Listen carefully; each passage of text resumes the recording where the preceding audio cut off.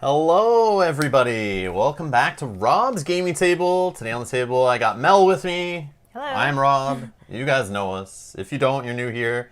We do playthroughs of usually medium to heavyweight games on the channel.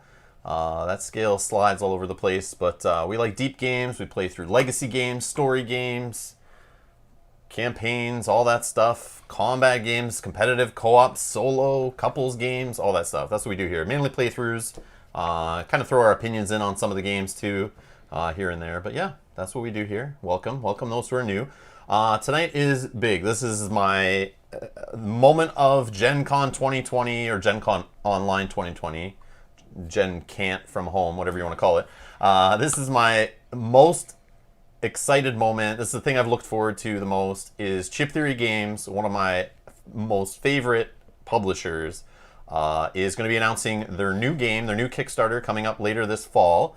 I have only learned about Chip Theory Games exactly basically a couple days ago last year. So it's been just over 365 days I've known about this publisher, thanks to some fans of our channel that pointed them out. We put them on our list, went to their booth at Gen Con. They were on our list of publishers we need to go see that we didn't know about. The sad part is I've been to so many conventions where they were, and I had no idea who they were. I've never been to their booth. I never saw their games. We were even at Origins a month and a half before that, where they were showing off Cloudspire and stuff. I had no idea any of that was a thing. And Origins dealer hall isn't that big, but I just guess I was distracted in that area looking at some other game or distracted by some other publisher's shiny goodness. And thanks to you guys saying go check out their game Too Many Bones, we got in touch with them and they hooked us up. We played the game, and Too Many Bones and now Cloudspire are some of my most favorite games to play ever. I love their stuff. So they're announcing a new game here, and I kind of wish I was around when Too Many Bones was announced. I wish I was around when Cloudspire was announced, to experience those games right off the go. Cloudspire I got in kind of when it was new, but I still didn't know about its Kickstarter. I missed Splice and Dice Kickstarter. I had no idea about this stuff.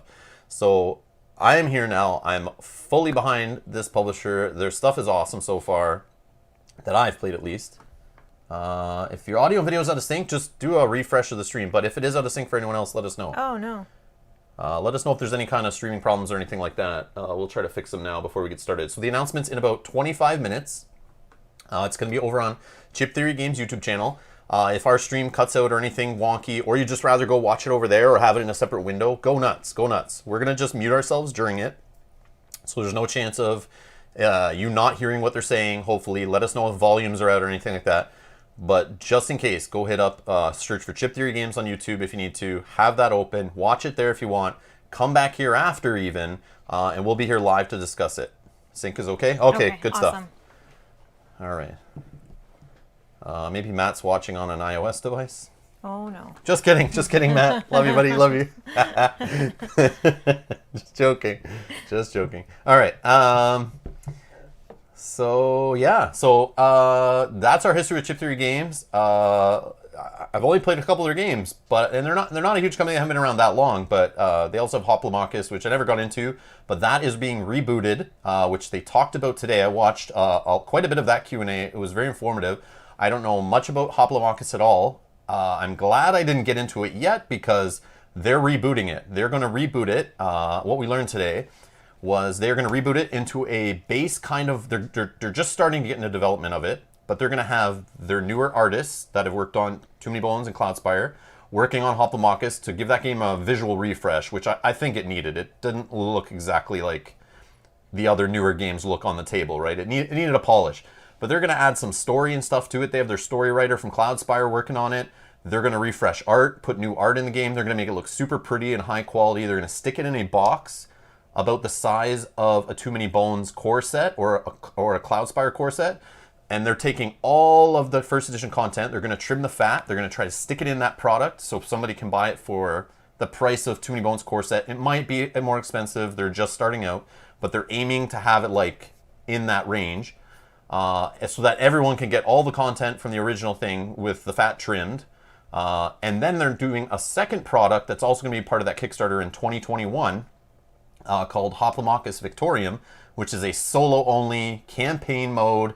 It's going to be able to pull content from that new edition, the reboot of Hoplomachus, And so those two products are going to be in the same Kickstarter, yeah, so that's what they're working on. That's what they're starting on. So I'm like super excited that I'm kind of happy that I never got into Hoplomachus. Like I wish I did. I wish I played it, but I'm super excited that I'm coming in at this point, and I'm sure a lot of other fans who have no idea what Hoplomachus is, who maybe have played Too Many Bones or maybe don't even know what Too Many Bones is. It's their biggest game, followed by I would think Cloudspire is their second biggest game. But yeah, so they're going to be rebooting Hoplomachus for next year, spring-ish time, I think it was, Kickstarter 2021. But today's announcement is about their Kickstarter 2020. And the cool part is why they announced Hoplomachus early was to let everyone know they were not printing any more current Hoplomachus. So if anyone wanted to order any left before it went out of stock, they also wanted to let them know that before you buy any of that, we're rebooting it. So FYI. Yeah. So in case somebody was like about to make a purchase, they didn't want them to feel screwed that Chip Theory has been planning a reboot. So when they started planning the reboot, they went, oh, let's let everyone know. Let's be upfront, even though it's a year in advance. They have another Kickstarter coming before that they haven't talked about really at all. So it's interesting that they did it that way. I think it's very respectful, and it's very cool they did it, but I'm very much looking forward to that. I ended up watching that today. It was pretty good. Let's see. Chris says, I think it's Chris, X-R-I-S. I was in the original Too Many Bones Kickstarter, but I pulled out due to price. Still too expensive, I'm afraid. Totally understand. Yeah, understand. I was saying that. Yeah, we were talking about that in yesterday's stream. Chip Theory Games is like a premium product. You got to know you want in. You got to be wanting to afford that. And then yes, you can compare it to. You can get a couple other games. You probably get just as much play out of for the same price as one piece of the Too Many Bones world. But if you want all in on Too Many Bones, there's still stuff that just came out. There's going to be more coming out because they're already talking about their storage solution leaving extra room because they were kind of like loosely guessing what else they'll add in that box to fill it up. So you know there's more Too Many Bones coming. Add all that stuff up. That's an expensive game to play, of course. For sure.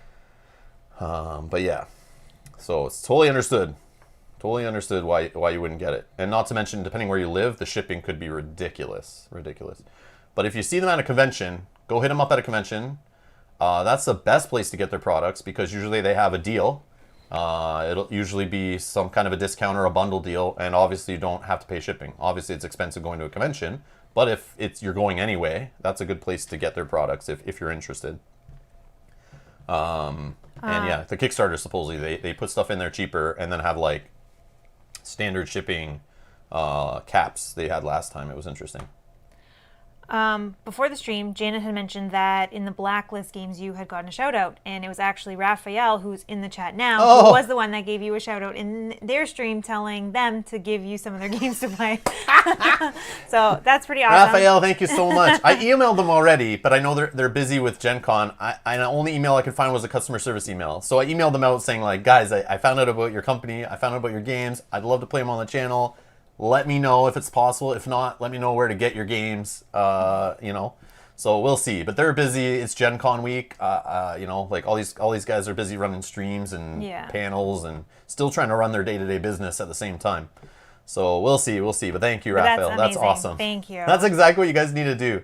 If there's a company out there that has games that you think we should be playing on the channel, just go harass them and say like, hey, check out this channel. Because there's a lot of board game channels, right? There's a lot of tabletop gaming content out there. Try to be different as best I can and not just do quick reviews and move on to the next game kind of thing. So if the game's good, I'll play a bunch of it. You guys will get to see it from beginning to end and decide whether it's good for you or not kind of thing. So yeah, it's fun. Raphael says Scotty from Blacklist is from Montreal. So maybe there'll be some Canadian love there, LOL. Fellow Canadian? Yeah. Yes. Okay. All right. We'll make sure to... I already like their company better now. That's awesome. Okay. Thanks for the heads up. The Chip Theory has a voucher. I had a Too Many Bones order already on the go and was able to take advantage of it. That's awesome, yes. Alan. Thank you. So that's awesome. I'll mention that again today for those. I know there's some Chip Theory fans here.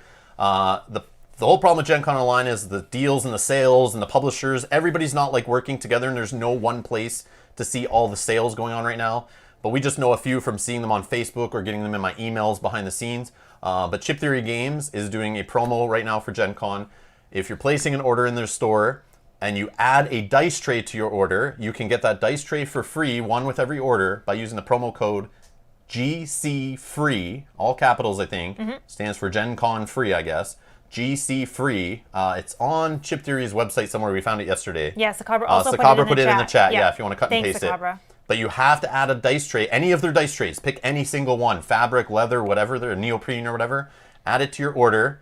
So you could even buy 2 dice trays and you'll get 1 for free. Like there's no limit on the order either. You don't have to buy like a $130 game just to get the free dice tray. If you just like their dice trays, you see them. Sorry. We're not on that screen. Let me see if I can get it on the screen. I just see it on the screen in front of me. Oh, I have to go back a little bit. Where is it? See if I can get it back on the screen. I feel like it jumped to another video. Yeah, why did it do that? Sorry, guys. I had it on the screen. Yeah, I don't know what happened. Anyways. Okay. What? Yeah. Oh, maybe it's when you're hitting something there. What the heck? Yeah, I have no idea what just happened there. That's crazy. But it was on the screen for a second, the screen that we can see. I'll try to get it up again, but...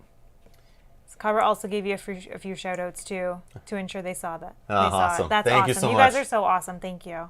I was watching some of the Ultra Quest stream today, but I only watched like 5 minutes, then I had other stuff to do, and I'm like, oh, I'll come back to this later. That's the cool part about all this. Don't worry if you can't watch everything. There's a lot of stuff conflicting, but I had another Gen Con event that I signed up for that I had to go check out at the same time, so I was like, and it started late, so I was watching the Ultra Quest as long until the event started, which was cool. Bernardo has a question. What is the whole trip lock on Chip Theory? Do you guys know? What is what, sir? Trip lock. Yeah, Trip Lock's like I don't know enough about it. I just know it's a game that they kickstarted a while back. It's like a small puzzle solving kind of game involving neoprene and chips and stuff. Another premium little game, but it's like a little tiny puzzle game.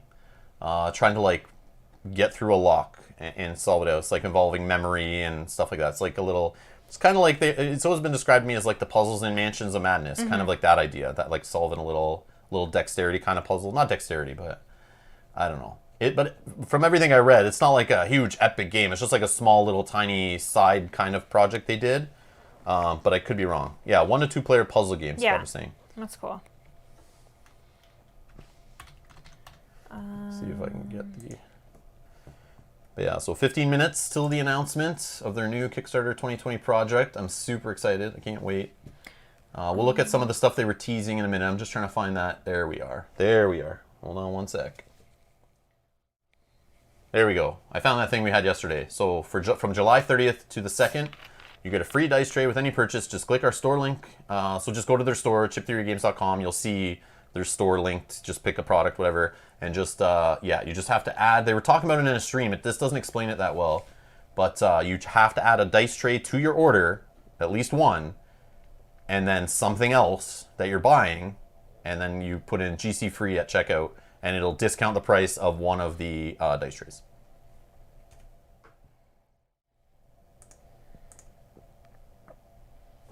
All right. So let's quickly look at what they've spoiled so far for this new game. I know it involves some kind of mechs. It's a new IP. It's not Cloudspire. It's not Too Many Bones. It's not Trip Lock. No steampunk. None of that stuff. Let's take a look at what they've shown so far over the last few days or weeks of the posters.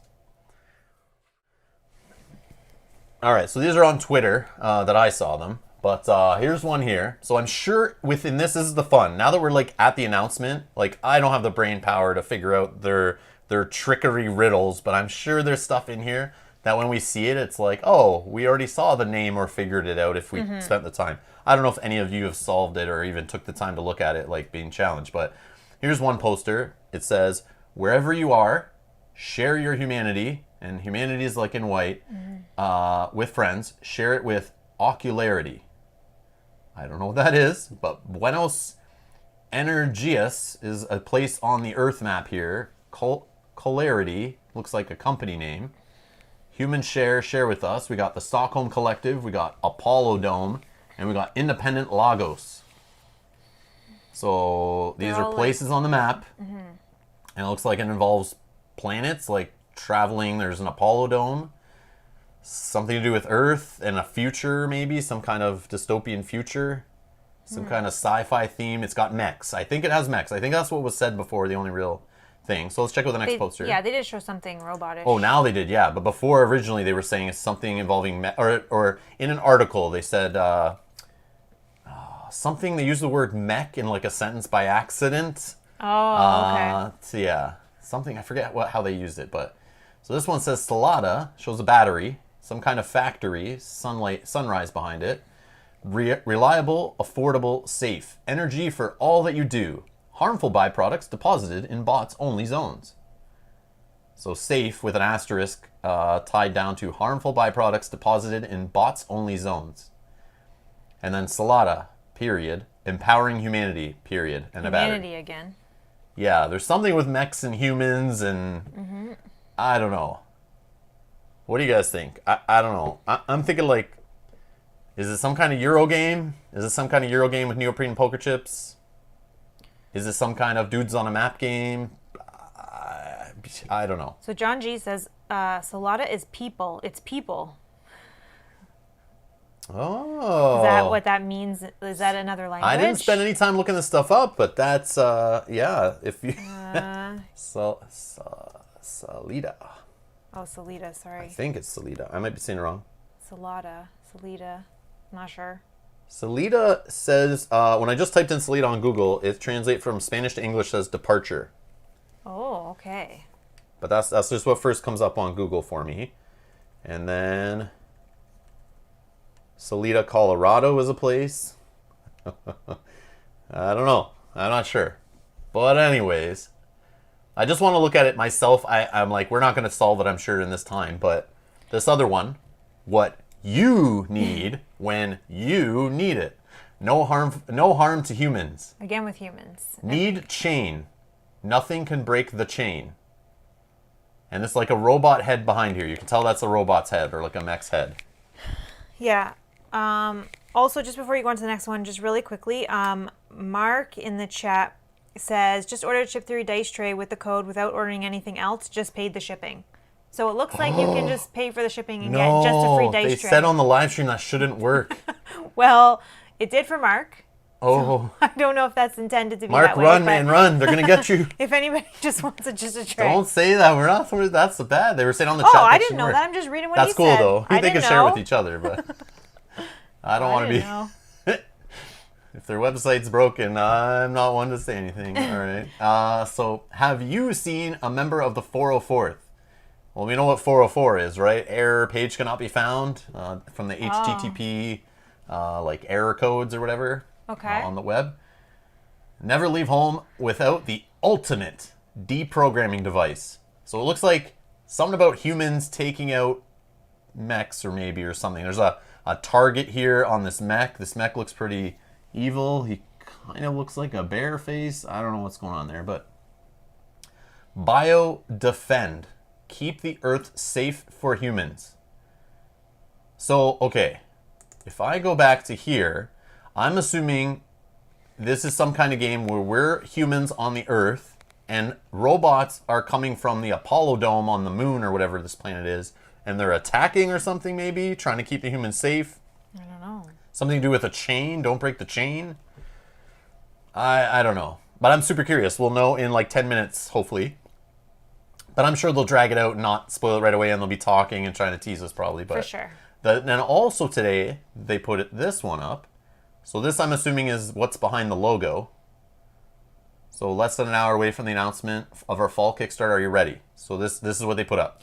I wonder if the title the title's will be in there? I'm assuming the title's in there. So the title fits in this box, I would assume. Okay. So that's interesting.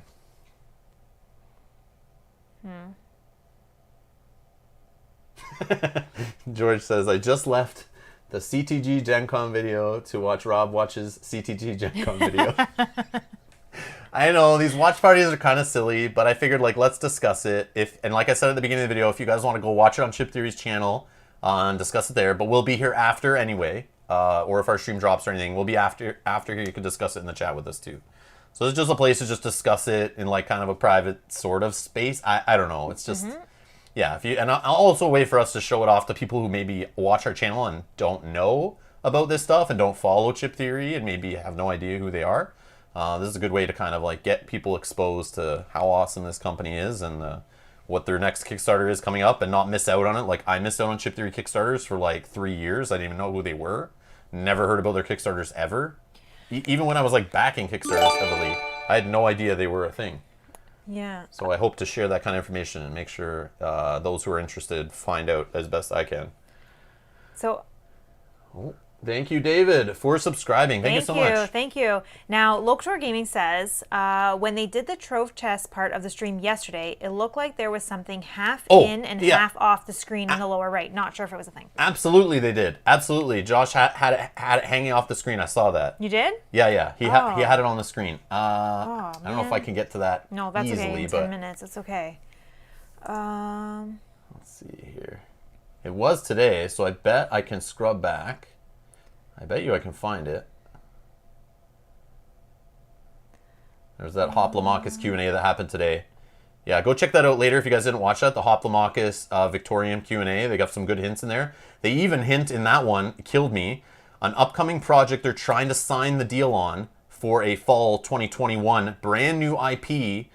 So it's some big IP that they said they're working on. They haven't signed any contracts or anything, but they're hoping to get Hoplomachus done quickly, the reboot and the Victorium done quickly and not drag their feet on it next year so that they can move on to working on later in that year a brand new IP that's been approached to them to make a game for it.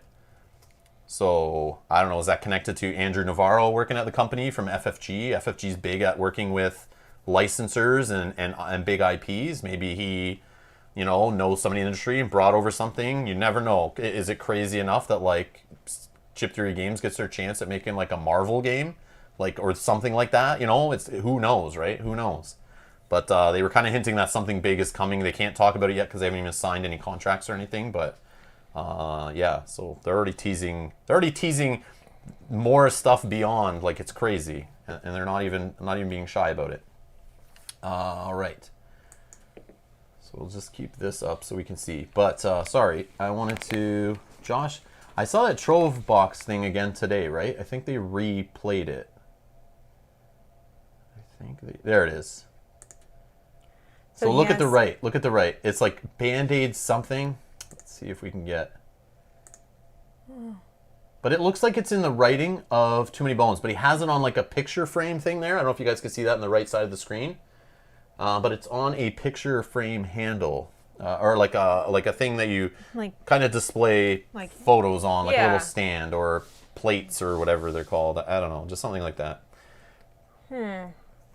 That's very interesting. Very interesting. Okay, let's go back live so we don't miss when it's started. Now, who is this guy? Does anyone know what his YouTube channel is? Because I like his presentation, the way he's like presenting all these games in the middle between other videos, but I don't know. I don't see his channel anywhere on the screen. And does anyone know who that is? Because I'm interested to follow this guy. So chat's saying Band-Aid was not board gaming. There he is. Just did it. That's so funny. Yeah, that's cool. I talk with him in the chat sometimes, and I didn't realize that's who it was. Okay. That's cool. That's cool. And there's some people in the chat saying that. Oh, there it is. Not board gaming. Just floated by the screen. Okay. That Band-Aid was the original name for Patches. Oh, and he is Patches at the company. That's Josh's nickname. Okay. He is like they all have like Gearlock nicknames.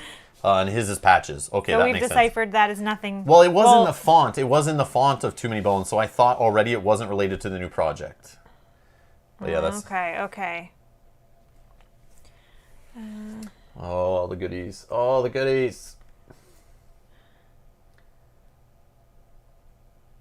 Sakabra, I don't think that's how Marvel licensing works, because Upper Deck still makes Marvel expansions for their deck builder game, Legendary.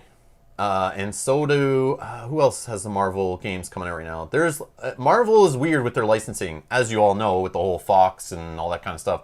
I know it's under the Disney umbrella now, but I feel like Marvel's always been kind of weird with their licensing. Like, they just kind of let everyone, if you pay for it, kind of get to use it. And I don't think they have a lock on it like that. I was just saying for an example. I'm not saying it's going to be a Marvel game, but I was just saying for example. Mm-hmm. I don't think it would be that big, but you never know. Yeah, Simon has Marvel too, says Steve. Yeah. Well, that's because Asmodee is like the parent company and has some kind of agreement with Simon and is also parent company to FFG. So I have a feeling that's related to Asmodee's negotiations and stuff. But yeah, I think Sakabra mentioned that because someone was saying, I can't find the exact person right now because it's gone from my screen, but they said this has been hyped so much that if it's not Star Wars or Marvel, they'll be disappointed or something along those lines. Oh, what, this one right here, Yeah, or so. the one next year?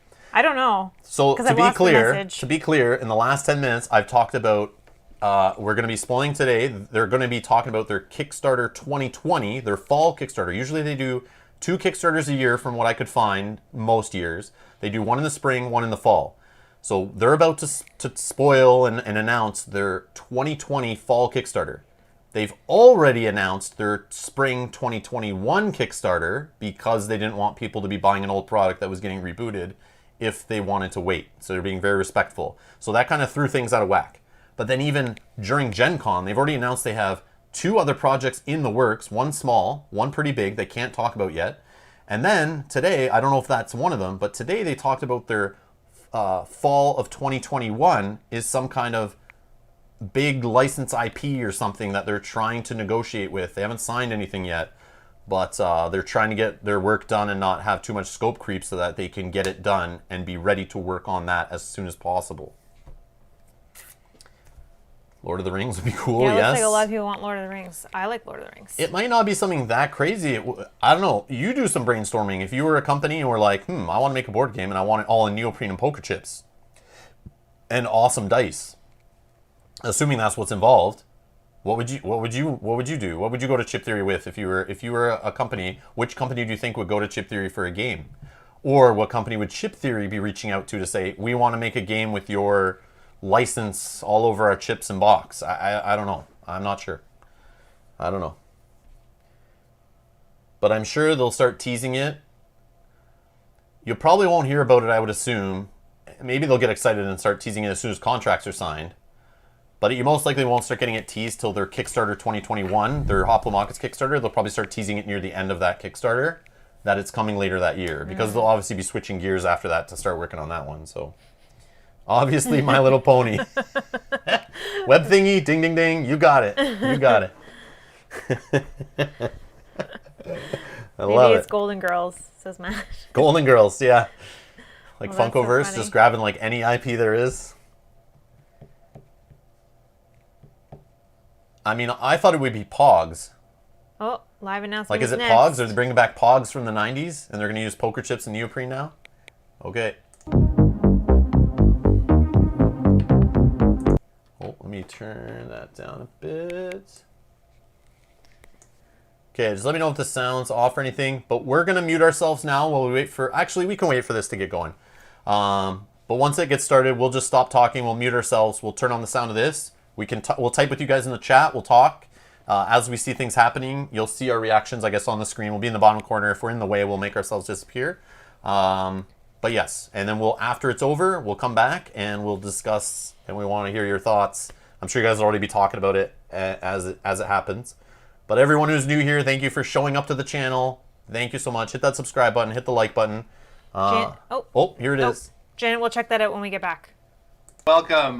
Most of you probably saw the teaser graphic come up, but if you head over to chiptheorygames.com/burn cycle, you can see what we have to say about our upcoming game for this fall, launching on November 10th, originally scheduled for November 3rd, but that's election day, and that's not a great plan. So, November 10th, Burn Cycle will be live on Kickstarter, the next new IP and big box title from Chip Theory Games. So, welcome everybody. I'm Josh Welgus. You may know me as Gilly. I'm here in separate offices, properly socially distanced, with Josh Carlson there in the middle, lead designer on this project, and Andrew Navarro, our studio director, to talk about this upcoming game.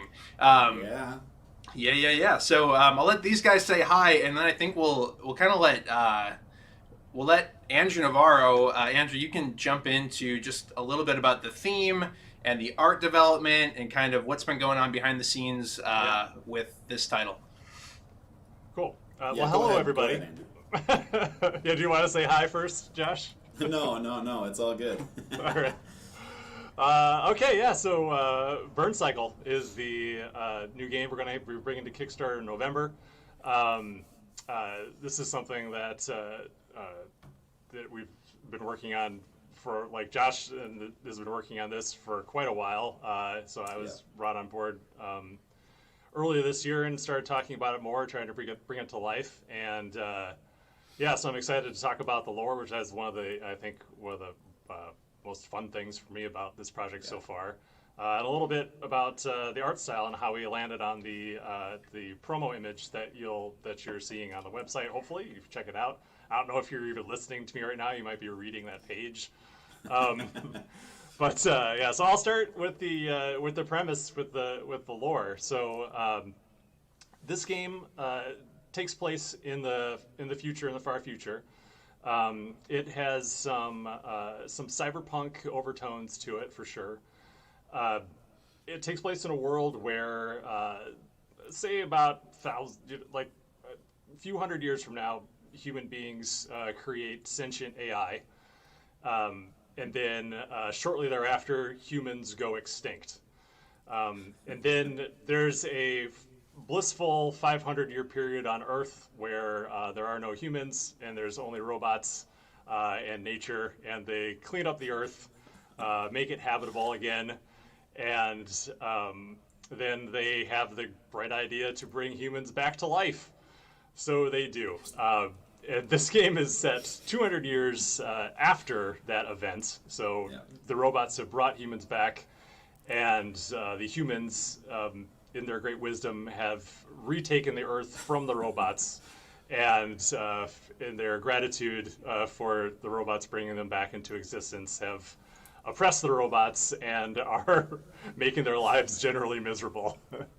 So in this game, which Josh will get into more when he talks more about the gameplay, you'll be taking on the role of robots working against what amount to monolithic, ethically dubious corporations and their leaders, and essentially fighting for your freedom as a people, as a robot people, against your evil human oppressors. So I think that's a pretty fun premise. Ryan Howard is the lead on the lore for it, and I was talking to him a lot this afternoon. We're still throwing around a lot of ideas about the world and how deep we want to go with the detail and the nuance. But personally, I'm really excited about it. I think it's a fun twist on a pretty well-worn genre, kind of the future cyberpunk big corporation genre. So I'm really excited about that. Did you have anything you wanted to add to that, Josh, before I move on talking about the art? The only thing would just be kind of the original vision of it was inspired by all of these kind of dramatic, like sci-fi, retro sci-fi visuals of like a giant robot standing and like a human cowering behind something, and the whole idea of that was just really compelling. I just wanted to flip the script on it and see if we could pull that off. So that's all. Yeah, cool. Well, so, like, you queued it up perfectly, because the first image that I'd like to bring up, Heather, if you could bring that up, is is some of the inspiration behind it, and that image is present there, where you can. So this slick collection of images is really the art. We looked at a lot of like really awesome, kind of pulpy sci-fi artwork that Josh was pulling up and was really inspired by, and there's some really cool, some really wild stuff. This is definitely not the wildest group of artwork that we looked at, but these are the art pieces that really informed the promo image that you see on the website. And I think the one that's showing right now is actually our first comps. Oh, okay. So. Yeah. I'm just seeing it now. There's a bit of a delay, so I see. But there's another one that is like the art that you're referencing. Yeah. Yeah, so maybe we see if can we can we get one can of those get to it. But there's that piece that Josh was talking about there of the human cowering with this giant robot at the threshold of this cave. Was really I think that's really that key piece of art. And what I pulled away from that as from art direction standpoint was that stark contrast there between like that vibrant color and a lot of those deep blacks, and pulled a lot of that into the promo image. And then we were looking at robots too. Like a big thing that we talked about was trying to make, since you'd be playing the robots against humans, it was very important for us for the robots to feel like you could relate to them, like they're actual, like maybe more human than the humans themselves. So we were kind of looking at different robots designs and stuff, and then that crazy walker with the guy in the bubble, which is pretty awesome. And then the last piece that kind of pulled it all together was a more modern piece, which is this piece of this astronaut here, which is kind of like this heavy ink look with like a really vibrant color underneath with a little more variety in it. It's very reminiscent of a lot of artwork that I see out in Eastern Europe, Eastern European illustrators, in the Witcher 3 video game and those the loading screens. It's a very similar style to that. So after that, I put together some rough compositions and then throw them to Josh. So Heather, you could bring those up. Maybe those are the ones that you guys saw already. With the robot cowering on the left there, and then I had an idea of doing like maybe just a CD burner kind of thing, and then another one that was trying to really try to put the robots in like a very vulnerable position. And I think interestingly, all these things kind of combined into the final, so that after some conversation, the next piece that you'll see is like the final comp that I put together to give to Anthony as a jumping off point for his artwork. So you can see kind of how all of them came together. One robot became two robots kind of hanging out underneath a giant server stack with a very ominous mech there looming over them. And then it went to Anthony. So and I think it's worth mentioning that like as we were talking about this, I think a lot of what I was thinking is like maybe we could maybe work with a different artist for this. But then we're like, well, let's just see if he gets inspired by it, see what he does. And he was amazing. Yeah. So we went back and forth a lot. These are just a couple images. We probably had maybe like 4 or 5 total like back and forths where he'd submit some stuff, we'd move some things around. So you can kind of see a little bit of the evolution from the robots to being more simple, very very plain. Again, a robot on a laptop, which Josh was like, it doesn't make a whole lot of sense. So so you see on the next image how we moved the screen to the robot's arm, put a lot more detail made into the robots, made them more a lot more straight lines and planes, making them look more like they're made out of metal and pressed steel, and brought more detail into the mech itself. And then the final image with the final logo that you can see there. So Melanie put together that logo. I think it looks fantastic. And that was the one thing that came from that CD and that burning CD image was this kind of off register effect that I wanted for that logo, and I think that turned out pretty nice. Really nice, actually, pretty nice. It was too soft.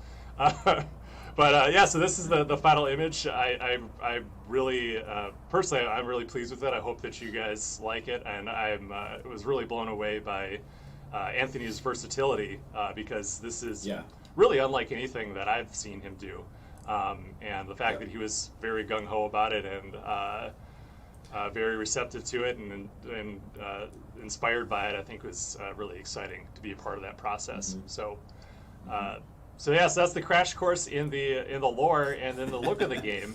we'll see how that look translates to the game itself. But I'm excited to see it through.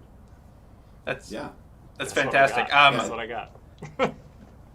Yeah, JC, I'm gonna throw it to you for a second, just so everybody's aware. I think my headset the battery's about to run out on it, so I'm gonna really quick look for a USB adapter for it so that I can charge it. But JC, if you want to start talking about kind of just the overview of the gameplay for Burn Cycle, and I'm gonna grab a charger quick. Yeah, that sounds good.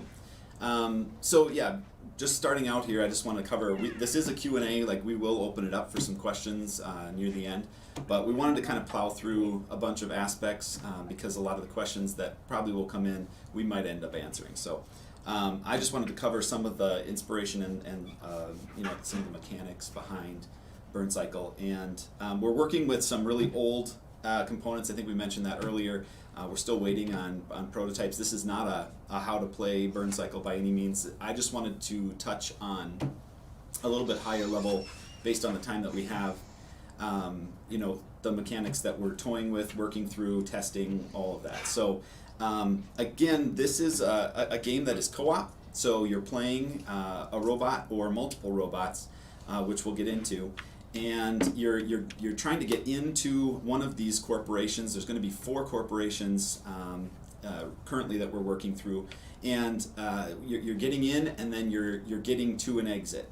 And so part of the game is getting in and getting to the place where you're trying to go based on a drawn objective. But then a lot of the game is actually about getting out as well. So it gets kind of interesting in that way. The first thing I wanted to address was the mat. So this is going to be what we're working through right now, and what we're trying to see how well it plays is a large neoprene mat that kind of serves as the corporation, but it's a nameless corporation at this point. And so before I flip this over, imagine a big outline of a building, and you might see a street corner on 2 sides, but then it's literally just like blue carpet or whatever. It's the office floor. It could be any color, I guess, but it's on a grid, a square grid, and then you're taking bits of neoprene that symbolize each of the rooms, and you're setting those in various places on that neoprene, and that's actually making the building, that floor of the building. And so the void, the spaces that end up being the void of what you've placed are the halls. So this is all printed on here right now, but the whole idea is that you'd have pieces of neoprene that are being laid down, and those are covering up, starting to cover up the blue carpet. And after you get enough of them, you've got an entire building layout with all sorts of different rooms. And the halls, again, are the voids created. And so those are where a lot of the action is going to take place, especially for the guards.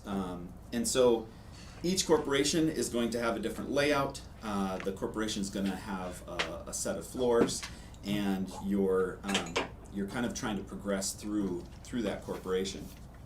A little bit more on just some generals with this. Definitely solo. Definitely there's co-op up to 4 currently. We'll be testing like 2v2 strike teams as well. That might be a little bit of a co-op competitive feel to it. But right now we're wanting to make sure that we've got the solo and co-op locked down pretty good. We've got campaign built in is the idea, and it would be based on the corporation that you're facing. As far as like the depth level of this game that we're going for, I would say it's lighter than Bones in terms of like the understanding of each bot, how they work, how they function, but like equally challenging in terms of the strategy to complete and successfully win the game. And there's a major replayability component that I'll get into here. But this is a new kind of game for us because the object isn't like, you're not necessarily dealing with health. It's a lot more about like combat as a last resort. So you're literally trying to sneak into this building, break in, unlocking doors, hiding out in offices, letting guards pass, creating distractions for guards to go check out so that you can get the rest of your team navigated through this floor into the rooms that they're trying to get into, server rooms and all sorts of things. And the strategy comes from how you manipulate those rooms and how you manipulate the guard routes accordingly. And so there's everything from terminals that you're hacking into that would either allow you to unlock doors or actually spy on like the intercom system or spy on with the security system, different rooms to show your team if there's guards or if there's a loot crate or some type of an equipment crate or other terminals that you can access. And every room has those terminals, or most rooms have terminals that you can access, but once you've accessed them, the corporation is basically ever evolving, learning, identifying the access that you just made to the system and shutting it down. So there's limited opportunities to get information or modify the level, and therefore you have to use those sparingly and at the right times.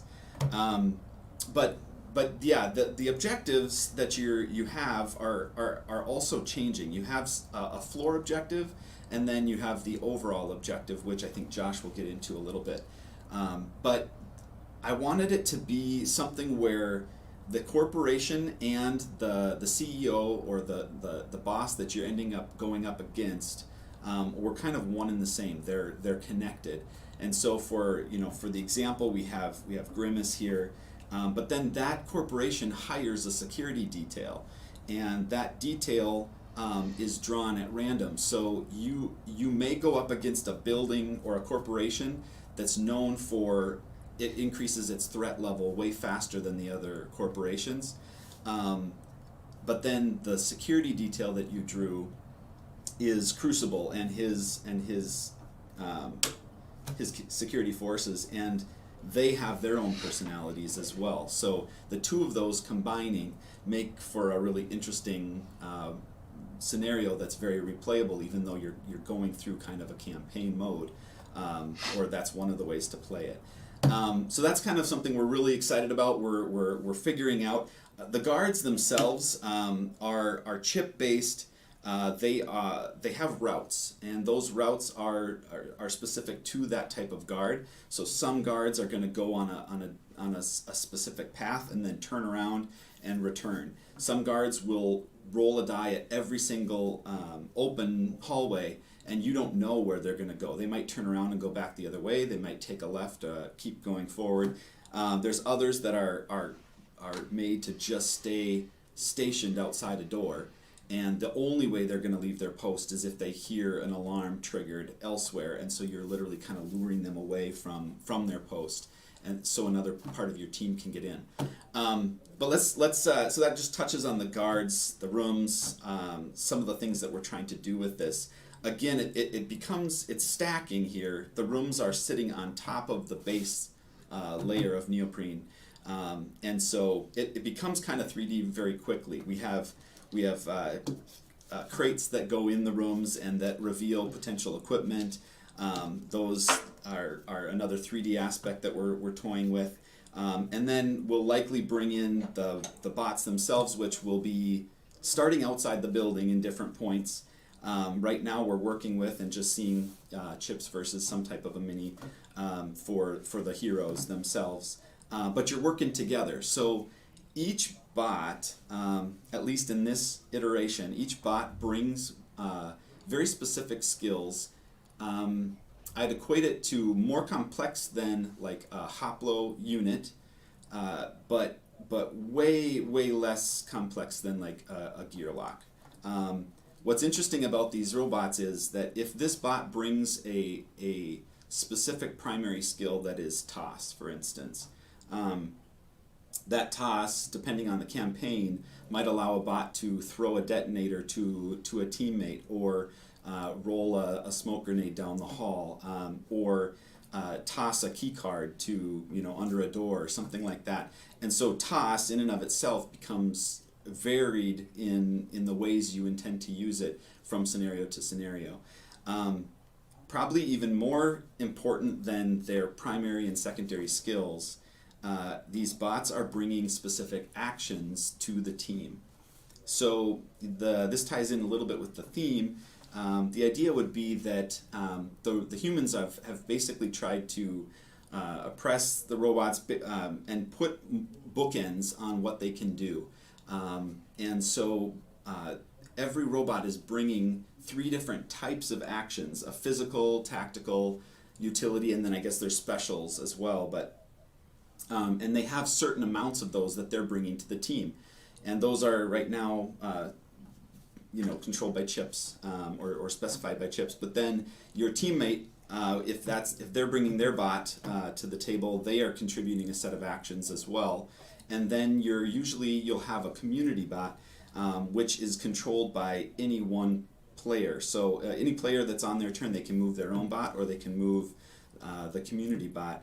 And that gives you a little bit more versatility. If this person, if you really don't want to move your robot and you want to hack a terminal instead, but you have a bunch of physical actions, you don't want those to go to waste. So then you can control the community bot and move that along a path instead of this one, and use your utility or your tactical actions for this robot. So again, it's splitting up those actions appropriately.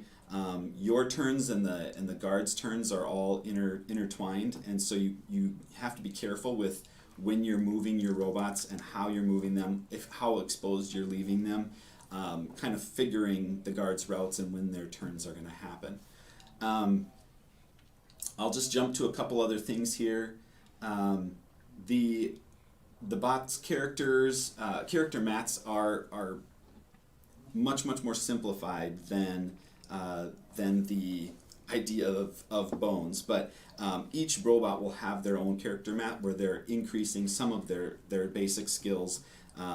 The idea I think we're toying with right now is that we have a primary and secondary skill for each robot, and then a programmable skill that can potentially be unlocked during a game or chosen through progression within the floor.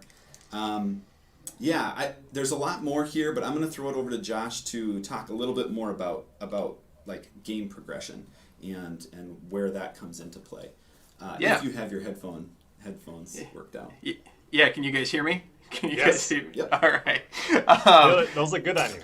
Yeah, thank you. Yeah, so special shout out to Shannon for letting me borrow her wired headset real quick. I tried plugging my wireless one in, and it completely dropped my Bluetooth connection, so that was exciting. Anyway, let's talk about progression in this game and a few of the things that make it unique. So one of those things is that, as Josh mentioned, you're progressing through a building. So there's going to be multiple floors of this building, and not only are you completing objectives on each floor, but then you need to make your way to the exit, and it's not really an exit, it's actually like a staircase to the next floor. And as you progress through the building, your threat is going to continue to grow, the types of enemies you're going to encounter are going to change, the room layout is going to change, etc., etc. So and one of the things that is really cool, I think, about this game, and that we mentioned on the landing page a little bit, is that you're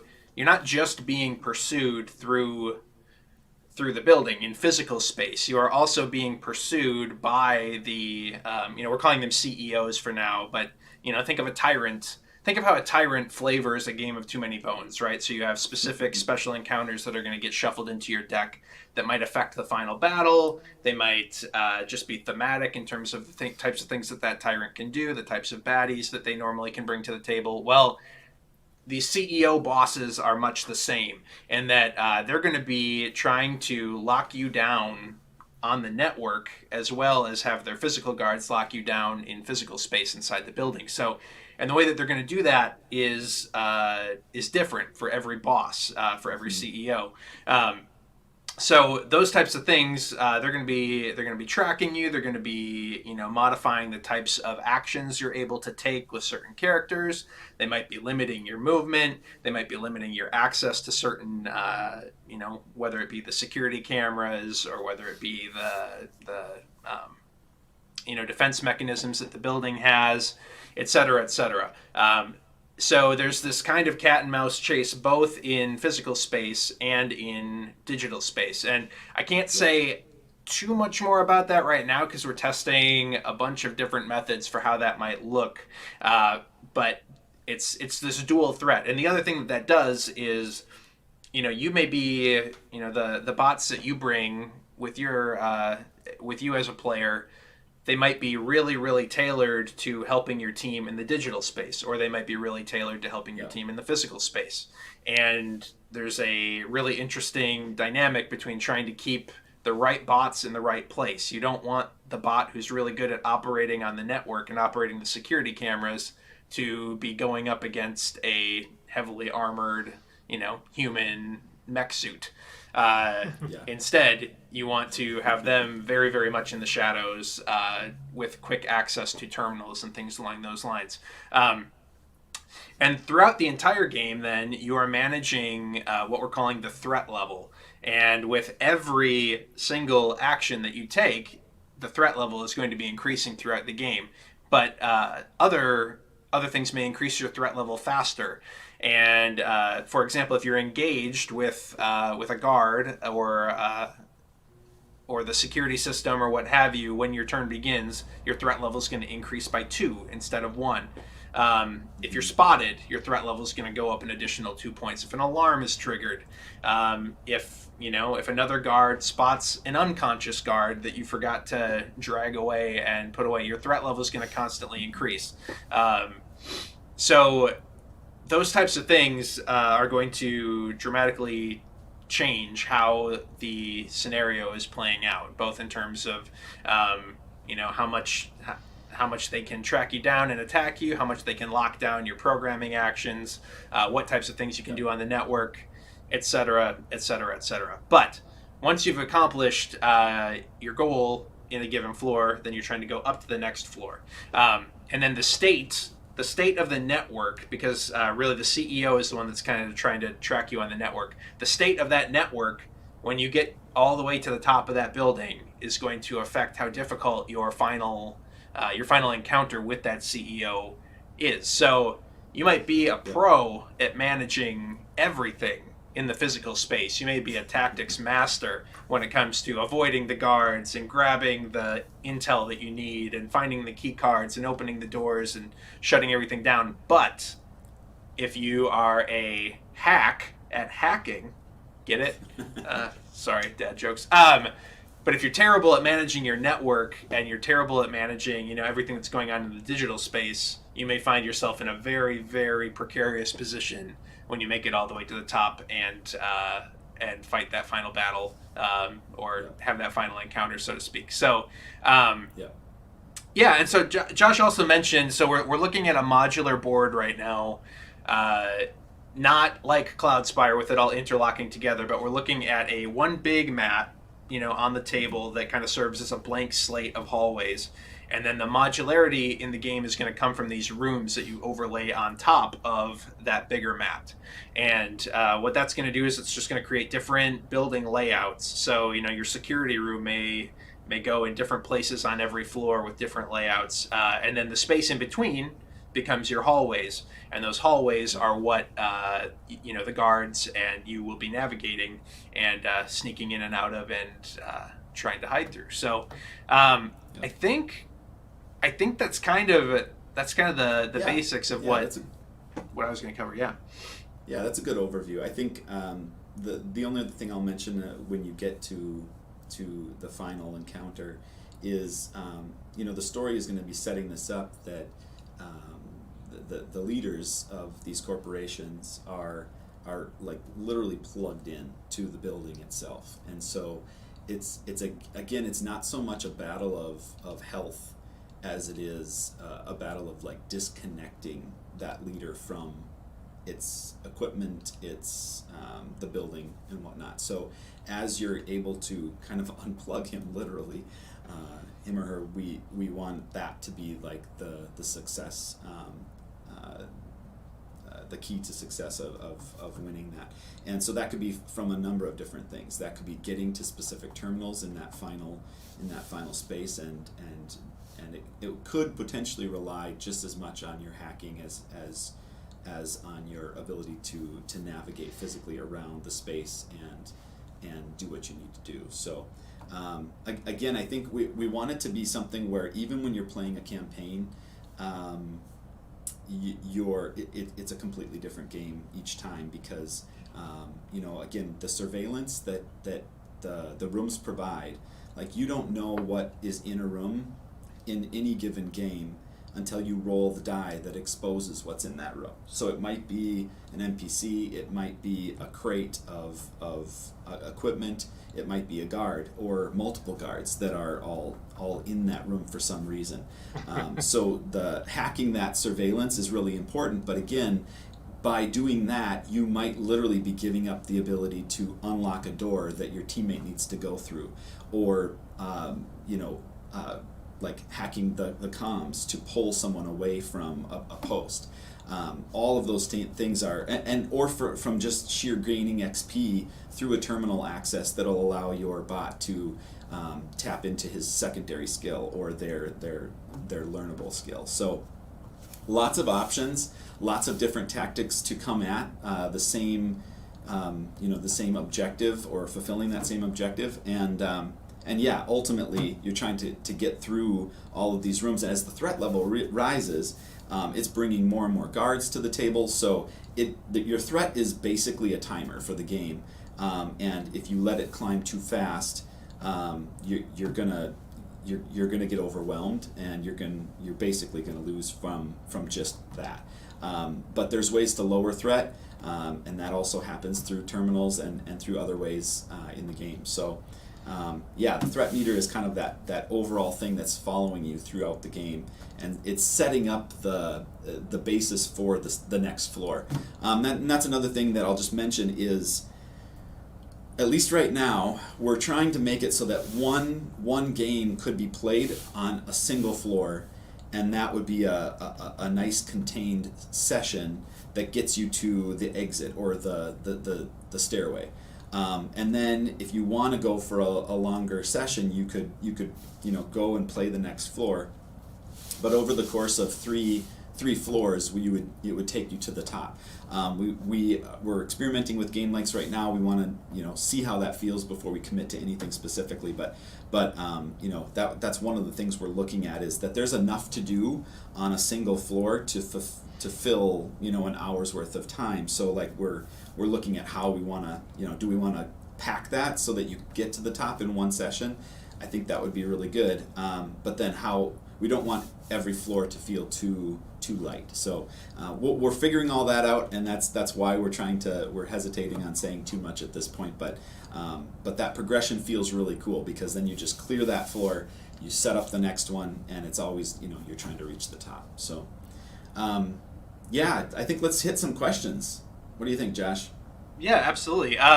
So I will mention I don't have the director's notes doc. I don't have access on my computer, so I'm going to rely on you actually to read the questions. But sounds good. Yeah, I'll also say, if you're noticing a theme again, this all of our games have been, not all of them, but most of our big box games have been really, really combat focused, and really what we're trying to do in this game is lean away from that a little bit and try something different. So this is very, very unique in terms of what we have done with genres. So let's start hitting some questions. It reminds me of my references are always video games.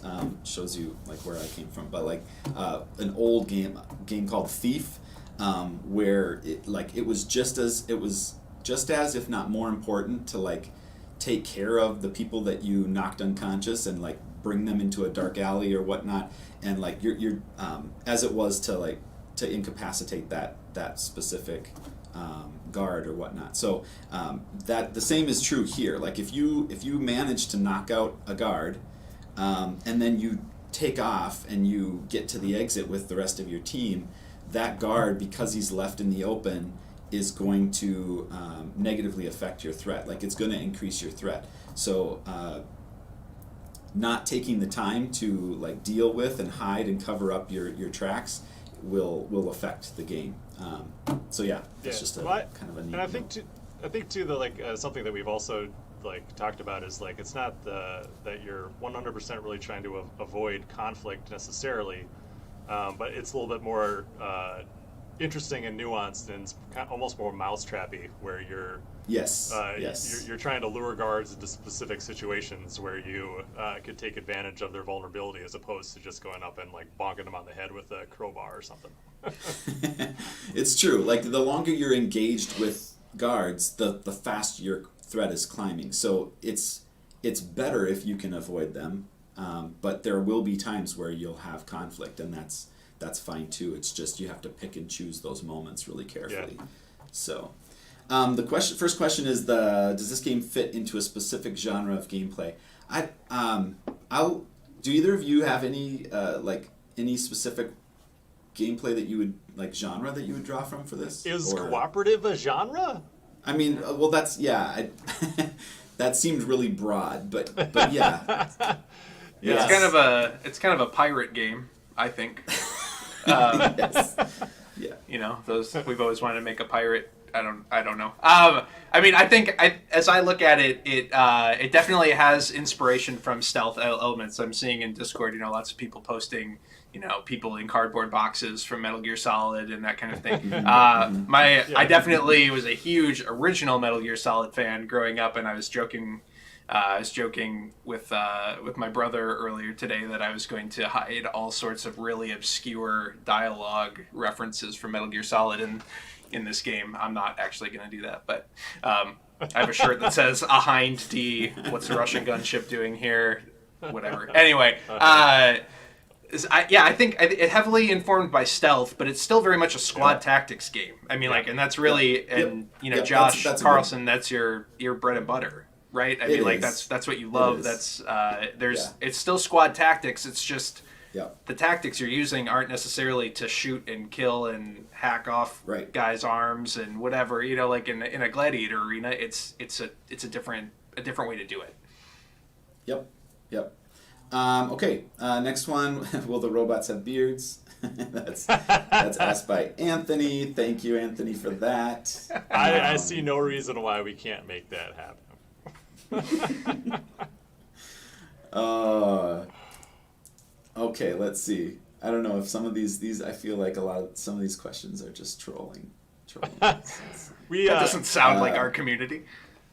So I do know that we didn't have that collage of the inspiration images during my segment. We have that now. We could pull that up and show that if you wanted, so people could actually see kind of the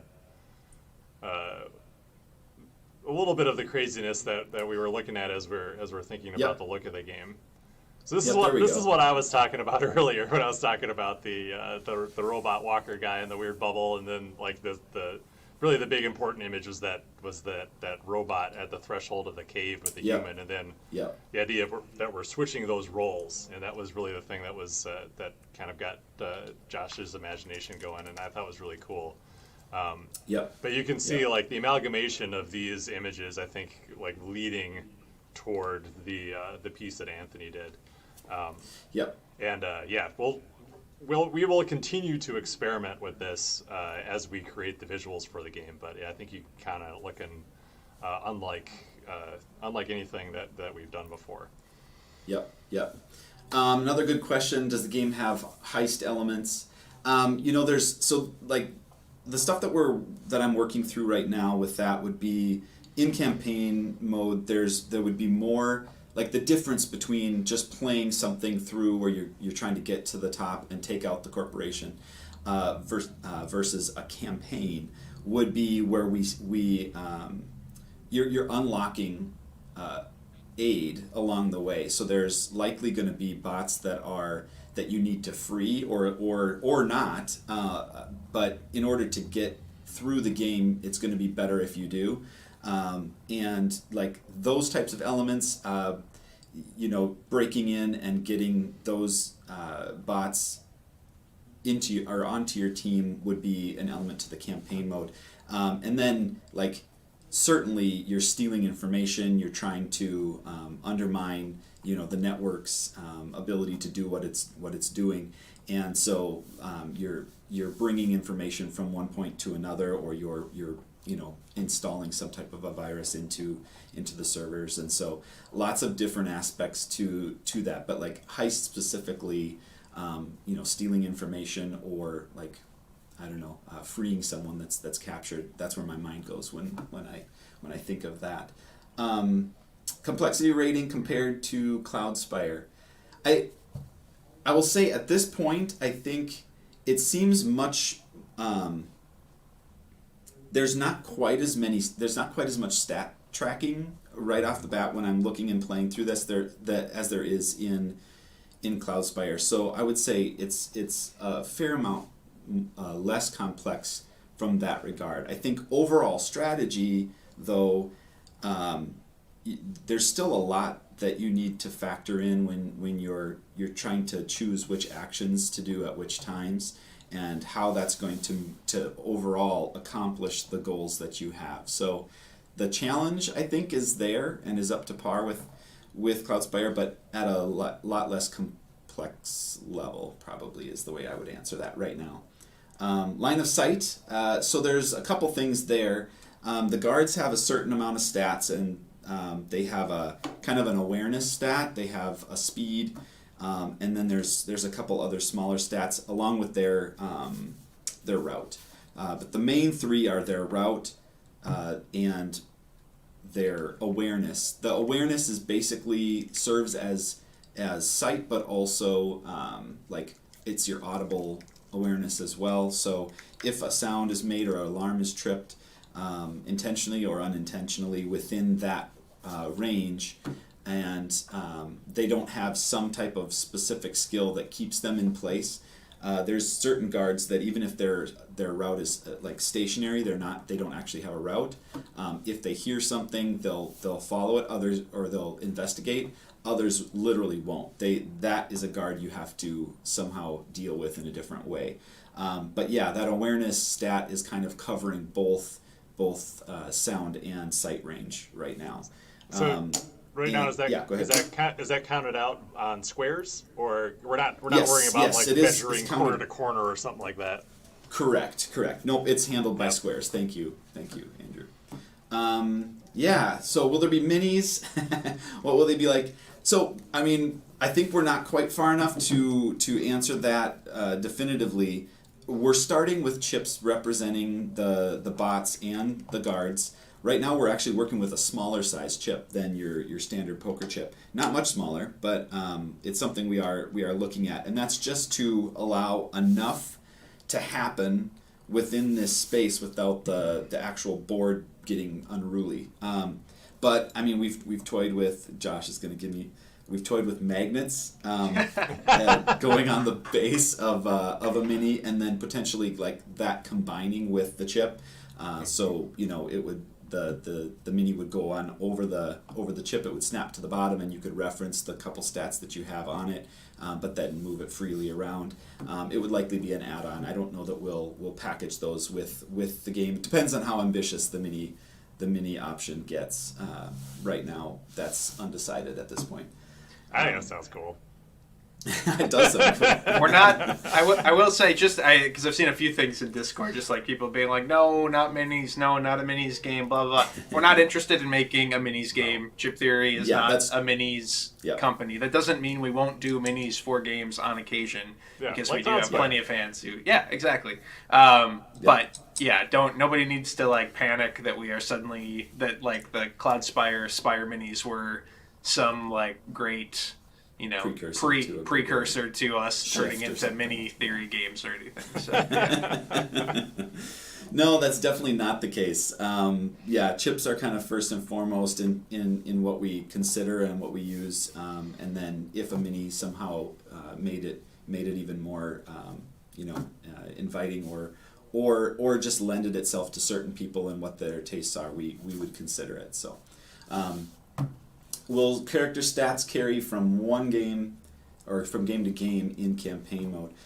That isn't determined yet. I think the simplicity of the bot is such that the advancements that you make within the a certain corporation progression are small enough that I would say I'm leaning toward them not carrying to the next corporation. We want that to be, because we want you to be building your team, and also your skill composition for the corporation that you're up against. So I don't want those avenues that you take to already be defined for the next corporation that you're facing.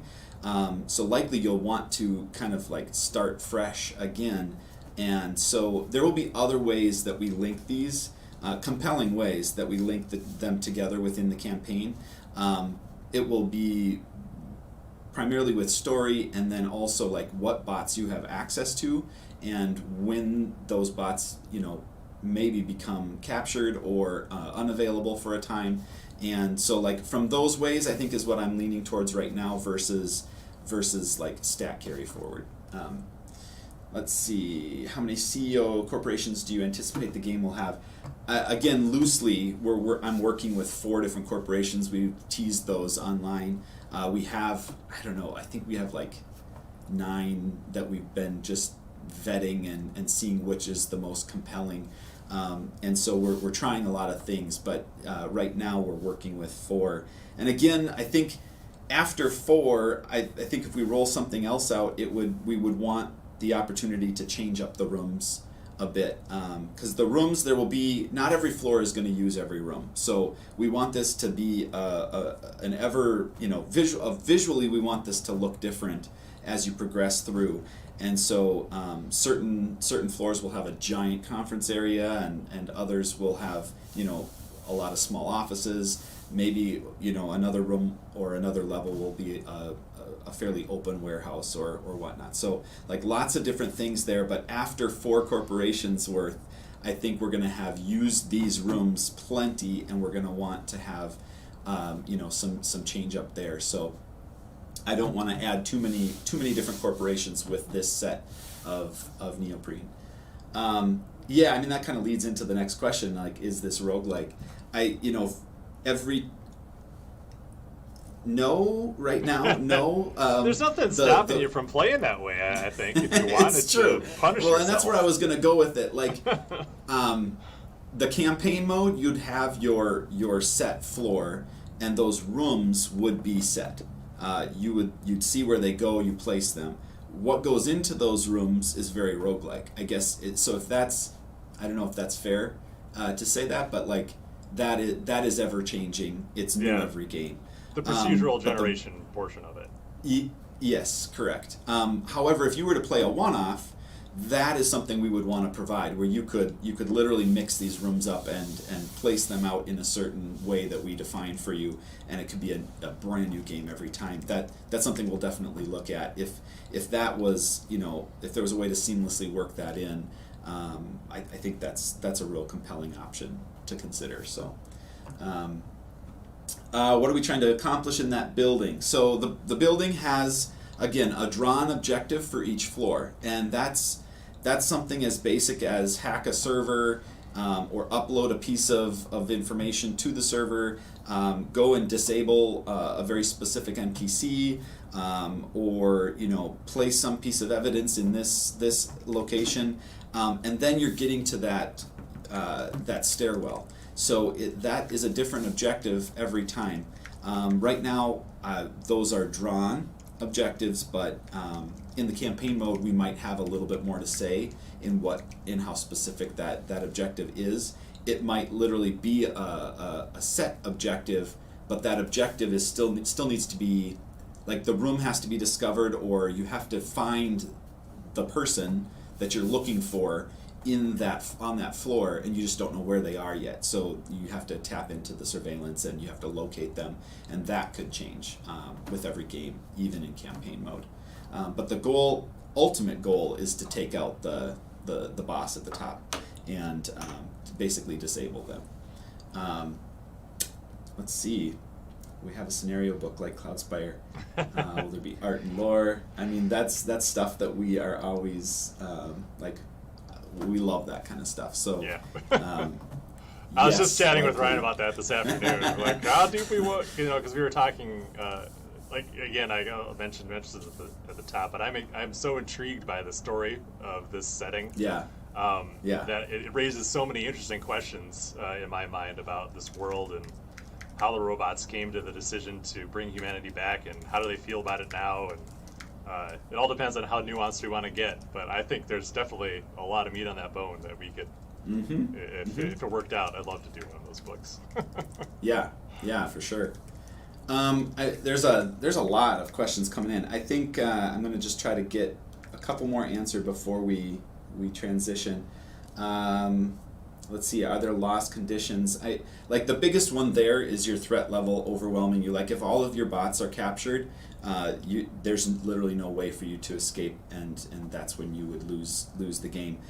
So you're going to, like, if a certain party member is captured, there will be decisions that you have to make versus like how do you boost them? How do you get them back into the team, free them from wherever they've been taken, and then or do you let them be captured and you then assume basically the role of the community bot, and if that gets captured, then that queues up a lost condition as well. So we're still working through like how penalizing we want it to be for you to literally lose one of your bots, but that's still in flux because we're still trying out the different combinations of how many bots we want on this floor working against the guards. Like we don't want this to get too convoluted, and so the 3-person, 4-person games where you're each controlling one right now is if it's a 4-person co-op, you're playing with 5 bots, and so you have one bot that's being controlled by everybody, and then you have one of your own, and then that allows us to transition fairly easily to a solo game where you're controlling 2 bots. So lost conditions would be related to threat currently. Is this a story-driven campaign? Yes, like we're working with Ryan on that. Definitely story-driven in each floor. The answer is yes. As far as like within the game, not like Bones, where you're flipping over a card, you're reading an encounter, and then interacting in some way. Terminals, you're going to be faced with choices, and certain terminals give you access to certain things, and that is always a choice there. Like what thing are you going to hack? You only have a certain amount of time. Do you try to hit surveillance, or do you go ahead and use this opportunity to tap into the comms? So like there will be different things with each terminal, but there won't be a story attached to that. So the story comes both before and after, and in the transition between floors and between buildings. Let's see. Oh, pretty good question at the end of the doc, Josh. I don't know if we feel like we can answer that one. Yeah. Estimated price point, is that the one? That's the one. Yeah. Well, if we're almost out of time, that might be something we might. Yeah, no, I need to make this the last question. There's so many here. We'll try to hit some of these maybe in chat too, but estimated price point, like right now, I'm so tentative on answering that just because of how Trove went.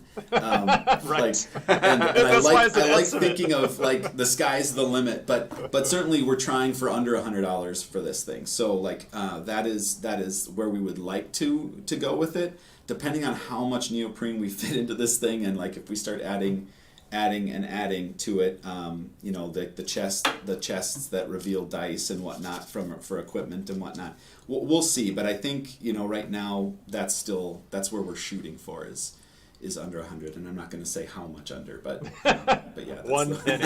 That's 1 penny under $100. Yeah, I mean, I know that this is like such a rudimentary example. We don't have a lot of art. We don't have a lot to show, other than what we're just talking about.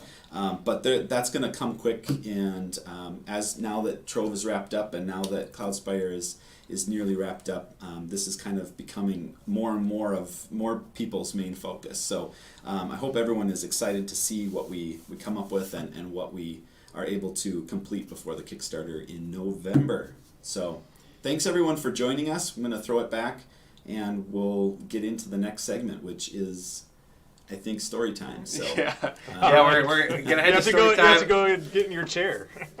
I'll go get my chair. And I'll just say, a lot of people are saying, I want more details on this. I want more details on this. I want more details on this. This game is still in development, and remember that even when we throw things on Kickstarter, they are still in development as well. So hang tight. More details are coming. But we wanted to whet your palate, let you know the theme, let you know the vibe. There's going to be a lot better details coming soon. So thanks for joining us. We'll hop into chat and answer a few things if we can. But stay tuned for Gearlock Story Time, and have a great night, everybody. Thanks, everyone. Bye.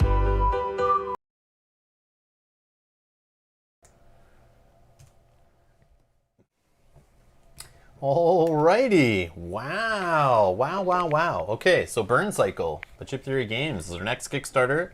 Looks very early prototype. Very early prototype. They're not even They're not even showing it, really. Yeah, they have that mat that they've been leaving on the floor in past videos teasing the game. So it was related to this Kickstarter, that mat we saw in the back. It had nothing to do, even though it was in the background of all the Too Many Bones trove chest videos and stuff, had nothing to do with Too Many Bones. It was just their next product. Whoa, Vinyl figured it out. Those posters we looked at before, they were showing that there's robots in the game. No way. That's cool, though. We did get that it was robots versus humans, but we assumed we were the humans. But it's the opposite in this. They kind of flipped it on its head, kind of like a reverse Terminator, kind of. Like, it's weird. Like, robots brought the humans back, but then the humans, kind of went against the robots. Like, when it's kind of like the opposite way in Terminator, like, humans created the robots kind of started to take over, and yeah, it's that whole theme has me interested for sure. I love that sci-fi kind of, I like the humans versus androids kind of thing. That sci-fi I love that stuff. The whole stealth thing, I don't really own that I can think of any board games that are stealthy. I kind of looked at Burgle Brothers before I was interested in it. That seemed kind of neat, the theme of that. But I've played a lot of video games. Like, I've played Splinter Cell. I played the Batman, Arkham Asylum games and stuff like that, where it's a lot of stealthy, running around. Played a bit of Metal Gear. Not too much of that, though. But I know there's stealthy levels in, a lot of open-world games and stuff. I played a little bit of... this has the vibe of... what's that PlayStation 4 game with the robot dinosaurs? The girl with the bow and arrow? Came out at the same time as Zelda. I forget what that one's called. Horizon Zero Dawn. Horizon Zero Dawn has that has kind of stealthy things in it, but it's kind of, I don't know.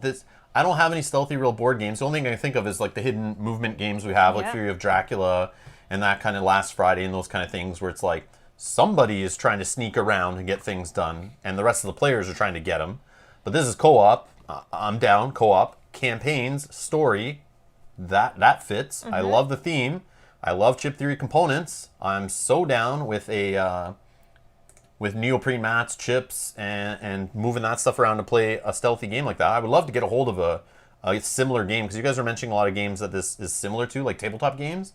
I would like to get one that's kind of like this, to try it out before this happens, which is neat. I don't know.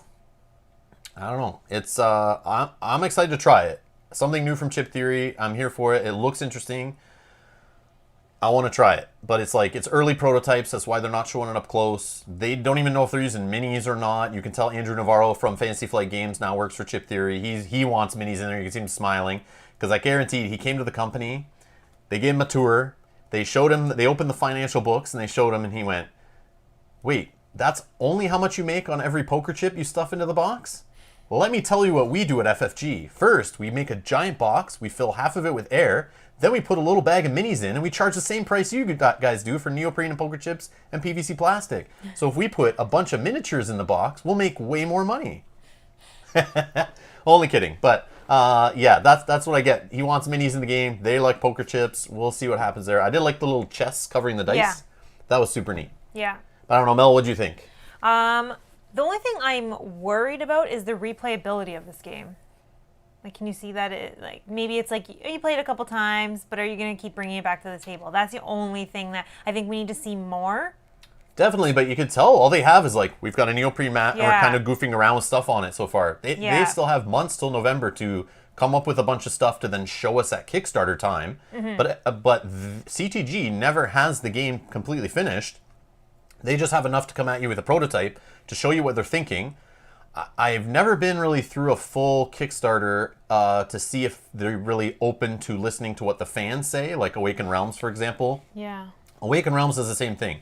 They come with a pretty good prototype kind of final-ish game idea, but they let the fans through the Kickstarter change it, add to it, give them ideas, and then they go dark for a year working on it or more to make the game. And that's what it really should be about, is here's our idea. You guys throw as much money as you can at us. Based on that amount of money, we'll try to put this much into it. You guys give us ideas, and then they work on it and eventually gets delivered. I don't expect them to have the game fully done 3 months before a Kickstarter. No. I expect them to figure it out after. I want to see more people's reactions after seeing this. I want to see more people's reactions during the Kickstarter and have everyone throw their ideas at them and see if it influences them all. But I also like to see what these guys come up with. They've made Magic before. We'll see what they can come up with in the realms. It's just kind of like they're tied to the whole neoprene and poker chip and dice thing. So it's like they always kind of have to make it work with that, and that's kind of limiting. I like the idea that they're kind of thinking about miniatures as in the game, not just an upgraded component. Like, maybe that's the way to do it. Because I thought it was weird when I saw a neoprene mat with small square spots, but they're all about big poker chips. So to me, I was like, that's going to be a mess. Yeah. That's going to be a mess. You're going to be like, wait, was that poker chip covering this square or that square? Hold on, let me move it. But then they were talking about smaller poker chips and stuff. Like, they're still not even close to finish. So I'm sure people giving them feedback after seeing this, they're going to take some of that to heart. So I'm sure if you guys hit up their Discord and kind of let them know your thoughts and stuff, that might influence and might help them make the game you want kind of idea. So who knows, right? Who knows? But I'm super interested. I definitely want this game. I want to see what they come up with. I'm happy whatever they make. I'll try it. I definitely want to try it for sure. Yeah, I think there was definitely some interesting mechanics in the game that I right away saw and thought, this is the kind of game I think I would like. I like the having objectives. There's something you have to do. I like that we're uncovering the map as we go. It reminds me a lot of other games that we play. Yep. I like that he was saying you don't really know if you're going to get something good or if you're going to run into guards or, all of that. And I like all of that kind of stuff in games. The other thing is any other prototype I've ever seen in old videos of Too Many Bones, game looks like trash. Looks like garbage. I don't want that game. And you got to remember, this is prototype time. Cloudspire too. Early videos of Cloudspire looks like trash. Looks like junk. I don't want that game. But that's the way prototypes are, right? They're just trying to come up with ideas. So don't judge this game based on, you look at Cloudspire or Too Many Bones on your shelf and you're like, man, that's what it looks like? I don't want to back that. That doesn't look as nice as what I have. This is prototype, huge early. They're still in the idea phase. Rob, I think that's a thumbs up from Melanie, so I think you're good for the Kickstarter. Yeah, oh, for sure. I'm definitely backing this on Kickstarter. Yeah, that's for sure. I think it'll definitely be fun. I want them to try new things. They don't always need to come out with expansions for games they already have. I want to see them try new ideas. They have new people at the company that have come since Cloudspire. They have new people at the company that have come since Too Many Bones. I want to see those people influence with what the tools they have at their disposal, with the whole idea of chips and neoprene and PVC cards and all that stuff and dice. I want to see what other people's brains come up with in different genres, different play styles, different themes, different IPs, whatever. Excuse me. I want to see what they come up with. Yeah, I like that it's not all about combat either. Yes, I'm glad. It's very you have to plan and puzzle and think of what you want to do. Thank you for reminding me. That's the thought I was trying to get out in that last moment there, but I couldn't figure it out. I was trying to remember it during. I sat there and the one thing that hit me was Cloudspire solo missions, the brain burniness. I see that from here for me. I can see that giant room. I don't know everything yet. I'm in the room with my robots playing solo or even co-op, but I see the brain burniness of crap. We have a threat meter we have to worry about. I want to get that treasure chest over there, that loot crate. I need to get that, but will that affect our outcome? Will that ruin us? Will we make it to the next floor? The guards are coming. I need to figure that out. Oh, shoot. I forgot about this guard over here. And oh, crap. we also forgot we have to do that terminal over here. Oh, remember the special rule for the scenario? Oh, we don't even know what's in that room. If it opens and it's this guy or that guy, we're screwed. We didn't prepare for it. Like, all this brain-burning puzzleness, if they do it right, I could see that being there. The same puzzleness, the same brain-burniness I get from Spirit Island, Mage Knight, and Cloudspire. I can see that if they do this. They said it wasn't going to be as complex of a rule set, but I can, or at least your characters aren't as complex, like with abilities and stuff, and keeping, I think they said the keywords to a minimum kind of thing. I don't know, but we'll see what it actually balloons out to be, because they have said things like that before, and then the game, they just keep throwing the kitchen sink in, and it just really bloats. But we'll see. I'm looking forward to it. It could be a brain-burning game. It could be really light. Maybe they make it a lighter co-op. Who knows? I'm not sure, but I still want to try it. It looks interesting. I would love to have those components on my board or on my table once they're ready to play, trying to sneak through a like modern office kind of secure place with you know what it reminds me of? GoldenEye 007 on the N64, sneaking around, and the guards on their like structured paths, and they're walking by and you're waiting when to sneak by. That's like my favorite moments of like a stealthy game. When I saw that in GoldenEye 007, I played the crap out of that game. But I hope it gives you that kind of feeling too, is like, you know, but. In the chat, I saw a few things of Mansions of Madness and Journeys of Middle-earth, and I can see this feeling like a physical game of that style. Yeah, with the threat meter. Yeah. We're exploring as we go. We're building the map as we go. Yeah, I think that I get that feeling as well, seeing you guys say that. So Bernardo's saying, by the way, can you schedule a Chip Theory Kickstarter go live? Like a stream when the Kickstarter launches, Bernardo? I'll try to do that. I'll do it closer to the time of it, though. But we know it's November 10th. We just don't know the actual time. But I'm sure we'll know as it approaches. We'll know as it approaches. I'm trying to see if all the chat here, see what you guys are saying. Yeah, okay. Yeah, Bernardo, I'll do that for sure for Chip Theory thing. Unless I do get a prototype copy of it to feature on the channel or something. Then it'll be a whole different story. I can't act like I don't know what's going on or it's a surprise. That's the thing. We'll see. But I will reach out to them. Hopefully, maybe it's something we can feature on the channel for the Kickstarter. If not, it's at least something we can get later when it's in final production.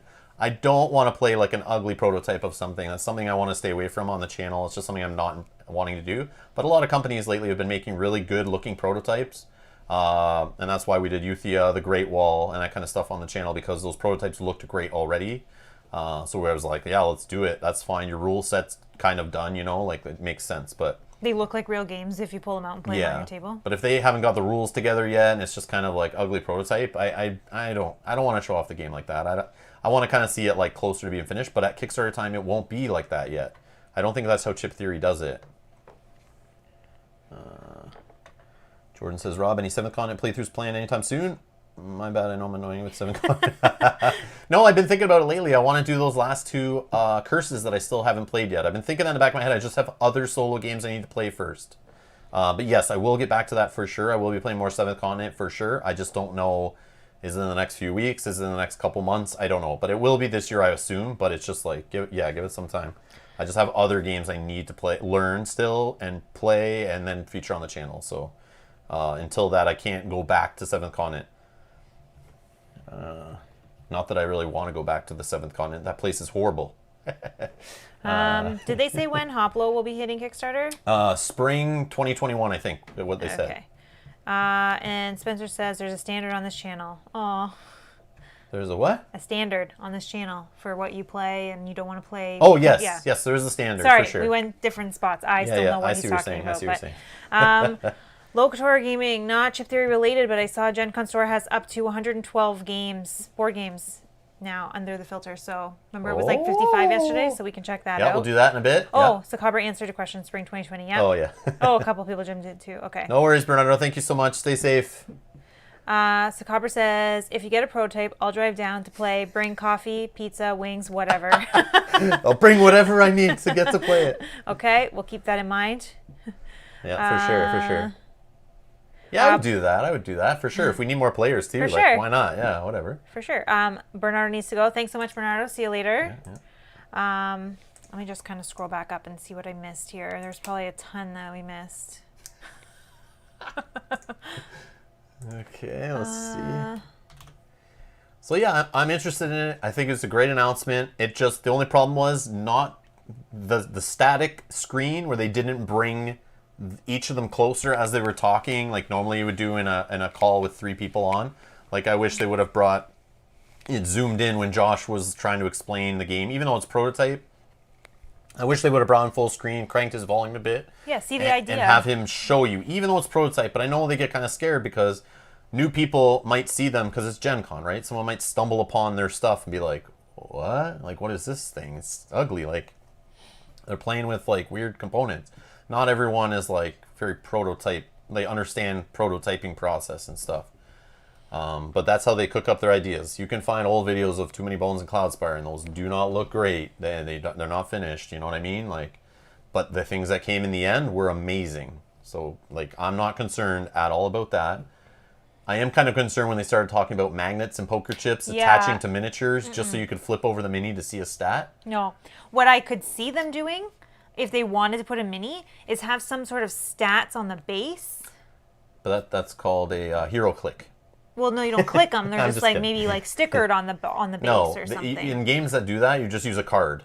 Like you just have a reference card that reminds you how that guy works. Yeah. And they said the robots don't have too much going on to them, so you don't really need stuff on the bottom. If it's like, I know I'm playing these 2 robots, these are what they do. Like, I don't know, just have it on cards. They have nice PVC cards. Just make a PVC little mat that explains each guy. I don't know. Yeah, very true. Michael's got to run. See you later, Michael. Thank you. Oh, no worries. Thank you so much. Conju's asking, was today purely CTG related for Gen Con? My Gen Con was okay. I got to watch Roll for Crit, do Hostage Negotiator, and then watched Chip 3 Games playthrough. Yeah. Like this stream right now, we were just is a watch party to see what Chip Theory Games was unveiling. One of my favorite publishers. I want to see their next game. I've never been through one of their Kickstarters until the last one for a Cloudspire expansion, but that wasn't like a true big Kickstarter, really. Like I wish I was there for Too Many Bones first Kickstarter. I wish I was there for Cloudspire's Kickstarter.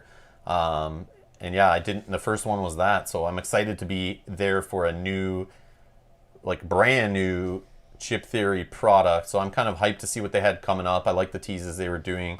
I like the way Andrew Navarro's there from FFG, bringing over a lot of his experience from one of my favorite companies that pulled me into the hobby. Fantasy Flight Games makes some of the best games I've ever played. And yeah, the fact that he's there now and he was running their studio for a while. He is now there as like a studio manager, and he's obviously working on games just like he would do at Fantasy Flight. He would still dabble, work on story, work on art, work on game design. That's what he does. And the fact he's there with all that knowledge from Fantasy Flight Games that's been doing it for a lot longer than Chip Theory has, and he has lots of connections in the industry. So the fact he's there, it's like the power of those juggernauts all working together there, I think is could lead to some crazy things. So I'm excited to see what comes out in the end. I hope it's not a flop. I know a lot of people in the chat were saying this isn't for them. They're out. They hate stealth games and that kind of thing. But I don't really have a game like that. And if I were to get a game like that, I would want a Chip Theory version of a game like that. I would love to be ripping around nice chips on the board and nice neoprene mats and laying rooms on top of floors and stuff, working through their campaign stuff. It should be okay. Their story stuff's been good. Although I'm more about the mechanics of the actual gameplay. I don't need the story and stuff is neat, but yeah, it's just an extra. I'm okay if that's not the greatest. But I like the idea of the campaign play. I like the idea of the different scenarios. I like the idea of all the components they'll throw in the box that'll make it change up each time. And the co-op nature, I don't know. It's neat. I want to see what they do.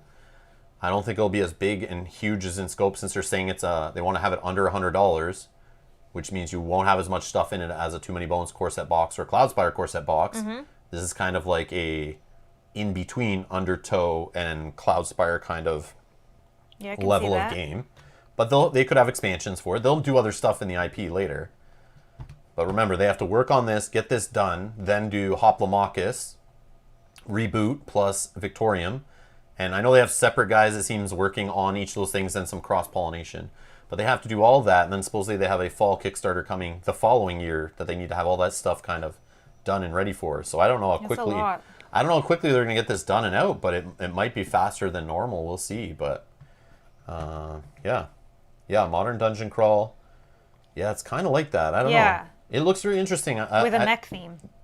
Yeah, I don't know if it's like mechs, but it's or a like robot. there are mechs that like the humans are your enemy and they are on mechs kind of thing, but it's like it's almost like you're a robot. It's weird. I don't know, but I'm interested. This is cool. It's not what I expected. yeah, definitely not. Not what I expected at all. But I was worried. I was worried it was going to be some crazy Euro game using all their components and something like managing Earth and resources and trying to fight off waves of robots or something.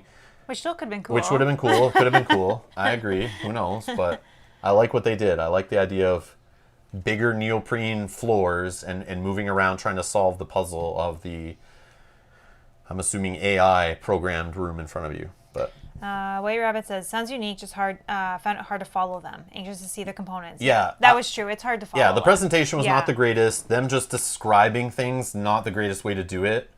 It would have been nice if they had kind of like a little trailer and then kind of a decent-ish prototype to kind of like demo it. But this was just an announcement. This was Yeah. just to kick it off to say, hey, we've been working on this a little bit, but we're like really going to start working on it now to get it ready for a Kickstarter.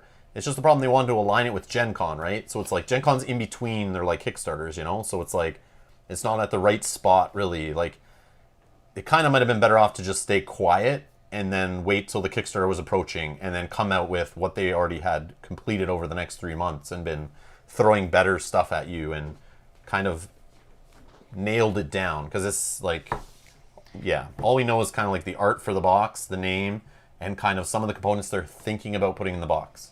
And the idea of how the game might play. Yeah. Yeah. But this was not a commercial for like a, oh my god, here's the game you need to buy right away. This is like a, hey guys, we have some ideas we're toying around with right now. We'll show you what we come up with in the next few months. Sakaba said they had plans for a prototype, but COVID. Okay. That definitely could have affected things. Oh, okay, that makes sense.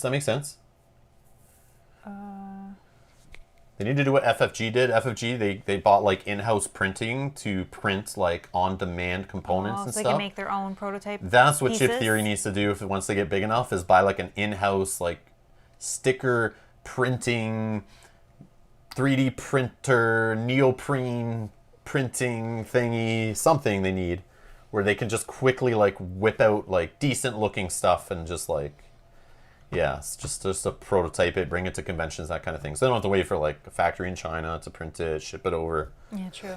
At least their stream didn't crash. That is true. Yeah, that's true. That is They didn't change any scenes though, so that was the thing. It was just like very static, so they played it safe. Maybe that's why they kept it on that one single Oh, they scene, did 'cause show the art. No, they did show the art. Oh, they did show the art. Yeah, You're right, they switched to the art. They did. But I understand. Yeah. Yeah, Jordan had a hard time following because he's listening while working. Yeah, so you couldn't even see what they were, yeah. Yeah, but even watching though, it's still kind of hard It because was he hard. wasn't doing much. He was just kind of like talking and pointing at this mat, kind of like talking about imaginary ideas that they were kind of toying with, but not really walking through it. And some of the things that he was kind of playing with was kind of off camera too, so it was hard to follow, but... Yeah. So earlier Rory was asking something, I don't know if Rory, if you're still here, but he was asking like, why are Kickstarters so expensive? It's kind of a big loaded question. I'll try to answer in like a minute-ish, but I could go on all day about it. But early days of tabletop Kickstarters, you get in, there was a deal. You would get in, things would be cheap, you'd get a value out of it, you'd get some bonuses if you wanted to up your tier, and then it would come out retail later and usually be more expensive. But nowadays, they've learned. They've seen Kickstarters can charge higher prices, throw a little bit extra in the box, charge you a big amount, and not include shipping, charge that on top of it.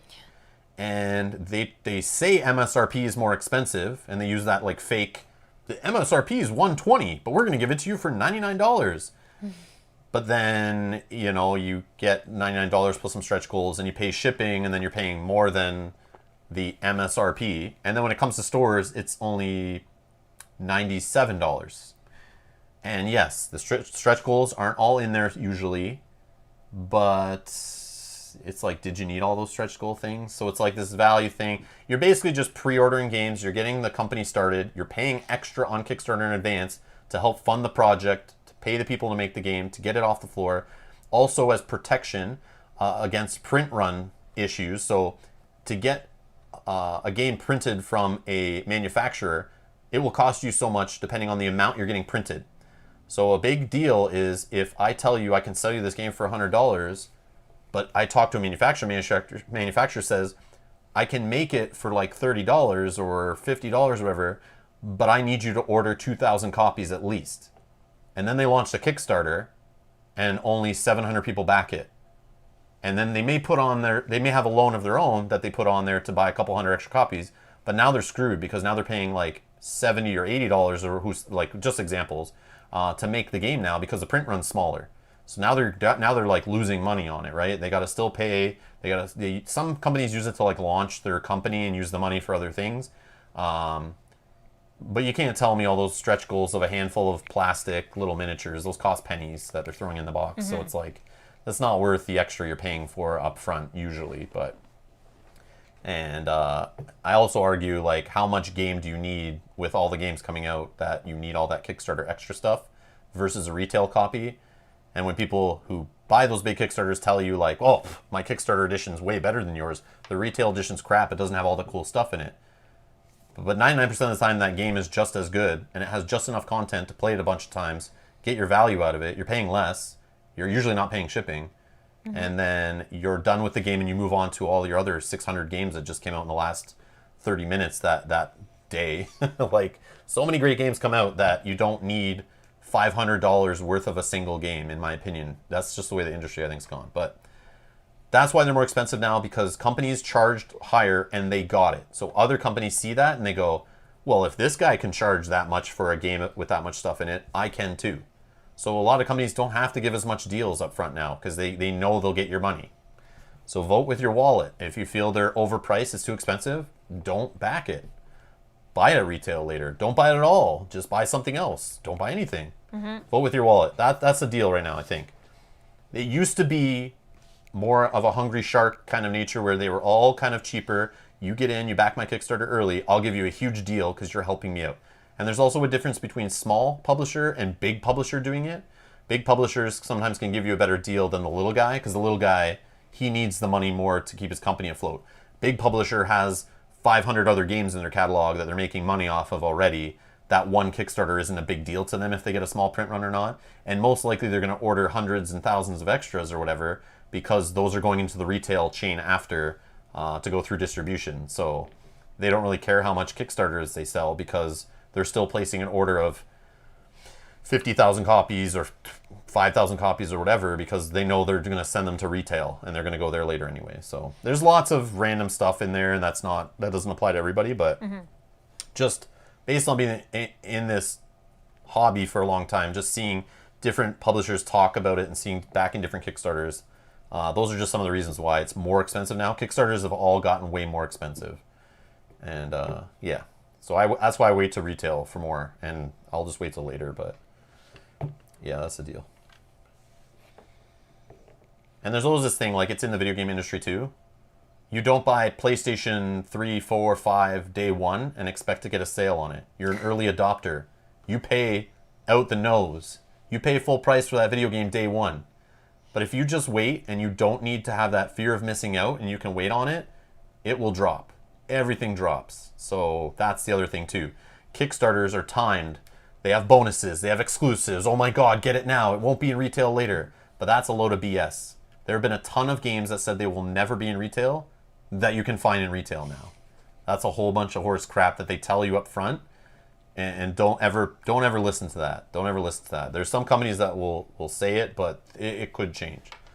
Well, isn't that why they do day ones? Because they want people to feel that they need to back it first day? Fear of missing out, man. Yeah, fear of missing out. Exactly.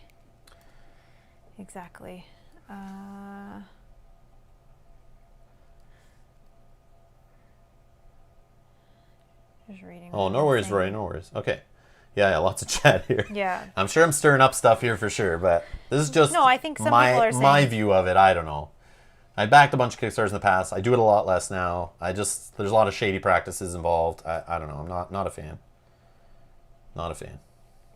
And like you said, it varies for every company. Yep. Not every company is the same. Yep. And I see in here, people are saying chip theory doesn't work that way, and that's great. Yes. Not every company is. That's true. Yeah. That's true. I'm just saying this is why, like Rory's wondering why they're so expensive up front. That's like a lot of Kickstarters are that way, or they follow the same practices. Chip Theory actually does. You get the best price if you do it in the Kickstarter. Like, you'll get the best price, and they do shipping deals. They did a nice deal last time where it was like, as much as you want to order for like $30. Like a flat rate. A flat rate shipping they did, which was super cool. So it was like, what? Like, really? They can do that? And they're like, yeah, order as much as you want. Order our back catalog. Go crazy. Order all you want. Flat rate shipping. That was crazy. They do like deals in their Kickstarter. But some companies don't. They just don't do that stuff. And Chip Theory doesn't really do Kickstarter exclusives. They do those like waterlogged books, the art and books and those stuff? art books and stuff. But usually that stuff's available later in a limited run. But there is nothing that you usually can't get later most of the time. But they try to avoid that, which is neat. Yeah, and people are talking a lot about how the Trove Chest, if you got on Kickstarter, was a good deal. And that was like, I feel like that was a planning error on Kickstarter's part, not What? Sorry? the Trove Chest. If you got the Trove Chest in the Kickstarter, Oh, that was yeah. a great deal. But again, I think that was they didn't mean that to be that that good was of a deal. planning error on Yeah. their part. They need to hire some good project managers at that company because there's scope creep all over the place. Yeah, Bleeding money out of that company. yeah. So yeah, that was a good deal. But again, that's rare. But yeah, it's fine, Rory. It's fine if you want to be a day one. That's Yeah. fine. If you want to have something and you want to support the company and you love the game for any Kickstarter or any video game system, whatever, go get it day one. That's awesome. You have it. But also, it's like you're paying for that, right? And it's Yeah. like that's fine. You want to support it. You want to keep it going. That's great. Without people backing games on Kickstarter, some wouldn't exist. Some companies wouldn't even exist. So. Support those companies. That's what I think. Support them whether they're doing it on Kickstarter or not. Like that's the thing. But also, I'm more inclined if it's like a smaller publisher, a guy only has a couple games or has no games. It's like I'll kind of look at the Kickstarter a little more fairly if it's priced a little high and stuff like that, because I understand it's like no, you're not going to get a big backing. You're not going to get a lot of copies, and I know it's going to cost you a ton to print like 200 copies of your game or 500 copies of your game. That's going to be so expensive because you don't have the big mass run, right? Yeah. That's why price clubs, or what are those called? Sam's Club? Sam's Clubs, price clubs, kind of Costco's? the name of those stores. What are those called? Warehouse? Like warehouse stores or Walmarts and that kind of stuff. Those guys buy in such bulk from companies. That's how they make things so cheap, right? So it's like the same thing if you want to get something manufactured. If you can order a giant print run, you're going to be able to negotiate a lower price and have a higher profit margin, and maybe you can bring your price down. Big box stores? Is that what you're looking for? Yeah. That's what Saran says. I'm trying to read your mind. I have no idea what you're Yeah, what you were trying I to guess say. like any big box store, kind of, yeah. But I was thinking like those like ones that are like the Price Club that you buy in bulk. Yeah. Like they just at buy, Costco. they have less items, but they're like, they buy them in such high quantities that they can outprice everyone else. Like Costco and Sam's Club and whatever those are called. They do that a lot.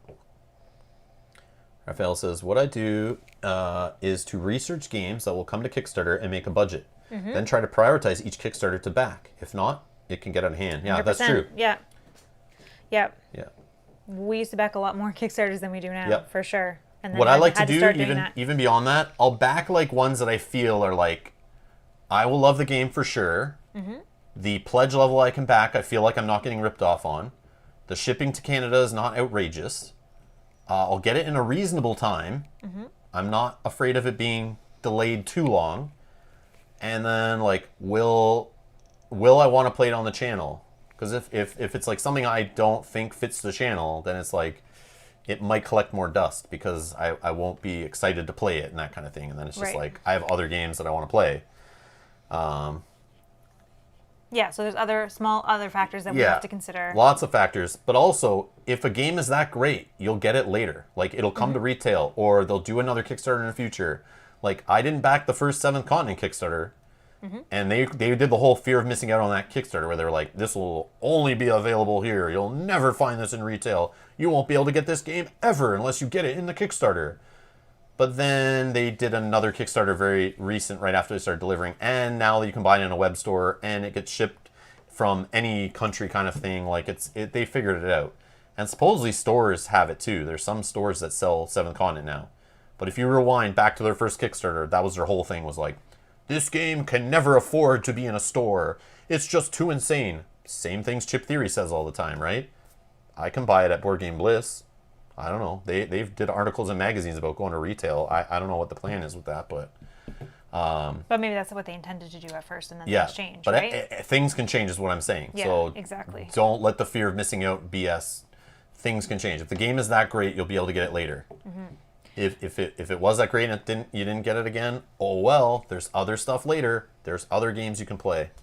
Don't ever let that drive your purchasing. That's true. Yeah, don't ever let that get you. Question for you: is there any Kickstarters that you regret missing? Well, I just talked about them at the start of this stream, right? I regret not knowing about Chip Theory Games when they first did like Too Many Bones. Okay. I wish I knew that was a thing. I never saw it. I wish I could have, but I didn't even have the option. Like, I just didn't know. There are Kickstarters like Oathsworn. I wish I knew about Oathsworn when it was going on and backed it. Yes, now I know that the backer kit's going to reopen tomorrow, and I'll have a chance to get in there and check out the pledge levels and stuff, and maybe back something in there if I feel the value's there. If I feel the game is good enough, like if it's worth it, I'll check it out and maybe. But again, there's another chance to get it. I felt like I wish I got in it. There's a bunch of games that I wish I backed before just to get them, but I can't think of many right now that I care. Like, eventually I got the games. Like, I don't know. Like, I'm trying to think of ones that I looked at and decided not to back, and later I wish I did. I don't know. There might be some where I have like 1 minute of regret where I'm like, everyone's getting it now. I really wish I backed it then. But then I just 2 minutes later, I realize I have this pile of games I need to play, and I just start opening another rulebook and reading, and then playing a game and having a blast. And then I totally forget about that game at all. Like, that is true. Just don't care. Like, that's the way I work. I don't know. That is true. Oh, the Oathsworn Pledge Manager reopened today? Oh, we definitely have to look at that. Son of a bee! They were saying August 1st. Son of a friggin' screen. That I saw. Did the Mark? Did the pledge levels go up since the Kickstarter in there? Are they more expensive if you late back it in there? Do you know? Kanjay says he wished he backed Horizon Zero Dawn. Is that by Steamforged Games? Oh. If it is, I think you're okay not backing it, to be honest. I think it's probably better for you that you didn't back a Steam Forged Games product. So you might be answering Jordan's question here. So now he wants the reverse. What Kickstarter do you regret backing the most? Well, I guess that doesn't... I guess that's a tough question, right? Because you might answer... Dark Souls. But you love Dark Souls, the game. Yep, but I do regret backing it. Yes. I do regret giving that company my money. I wish I waited for retail and just bought the core set later at retail, supported my local game store more. Yeah. And then bought a couple bosses or a couple of these expansions that came out 10 years later after the Kickstarter or whatever it was. But man, that company took everyone's money and didn't give a crap. They didn't contact people. Yeah. They lied to people. They ignored people. They just did not care. They treat their backers like trash. Like trash. And I regret ever giving them a penny. Like, I wish I didn't. I love that game. I kind of wish it didn't make my top 10, but I wanted to be honest. Yeah. I went through the process of doing a top 10, voting on games, and figuring out what in my collection I wanted in my top 10, and that game squeaked in the top 10. So I left it there. I kind of looked at it going, that shouldn't be a top 10 game. But I was like, I do have hours of playing it, and I do love it. But man, the company behind that game, they did wrong by their backers. Yeah, they may have gotten better now, but I don't trust that company as far as I can throw them. Yeah, Unbroken Kickstarter is another one I heard is like pretty bad. Oh no. The difference is Steamforged Games didn't ask people for more money. They didn't get your pledges, close a Kickstarter, and then later go, yeah guys, we kind of underestimated stuff. Shipping's going to be more, the game's going to be more. We need more money or you don't get your game. That's what they did. This Unbroken did. It's That's stupid. crazy. So a lot of people don't have their game and they're being harassed. They're harassing this Golden Bell company or whatever, and they're like just ignoring people. They're like, whatever, you didn't pay the extra money we wanted, no game for you. And now that game's in retail. Now that game's being stores are taking pre-orders for more print runs of that game. And yet people don't have their Kickstarters. But regular people have no idea that's going on. Stores don't even probably know that's going on. So this company is going to make money off this game. It's like, I don't know. I see people who play that game online. People in the comments are like, why do you even play this? Why do you promote this game? That's why I have no interest. Unbroken looks neat, and I feel bad for the designer. but I have no interest in that game just because another company did people wrong. And I don't know. I'm just a sucker for the Dark Souls IP. That's why I really wanted that game. Yeah. I just wish a different company did it. Even Cool Mini or Not, I wish did it instead. Like, yeah. Did you go all in for Dark Souls? We didn't. No. I went in, Dark Souls. I just got like a pledge that had, I don't remember. But then they reopened the pledge manager later after I played the base set. I like that they shipped the base set separate quickly so we could play it. And then once I played it, they did a cool thing where they opened the pledge manager later, and I was like, okay, I played it. It's a great game. It needs a little more content. I will buy this boss I love. I will buy this boss I love from the games. I'll buy this boss I love for the games. But I didn't buy them all on purpose. I didn't want to go that crazy. They were very expensive. So I only bought some. But the problem was none of the stretch goals had come, and I backed the game based on all that stretch goal expansion stuff being in the game from the start. And that stuff didn't show up for years. So I was when it showed up, I was like, really? Now it shows up? I'm already moved on to like so many other games. But when I played it, I was like, oh, this was awesome. This was the way I wish Dark Souls was from the beginning. So it was very sad. Like, I backed the game I didn't have for like 3 or so years. So Mark says, Oathsworn base game standee is $99. Core is $179. I think that's the normal rates. All in is $299. I'd probably go for the $179 core, I think. Oh, Lofty Plays just subscribed. Oh, thank you so much, Lofty. Sorry if I don't think we missed any other ones, but we don't have the bell on for us today. Did we miss any? No, I don't. Okay. Well, I had it turned off during the presentation Yeah, so just we may so have. we could see it, but. Okay. Oh, Kanji did a playthrough today, and I would say get the PNP for $5. Oh, okay.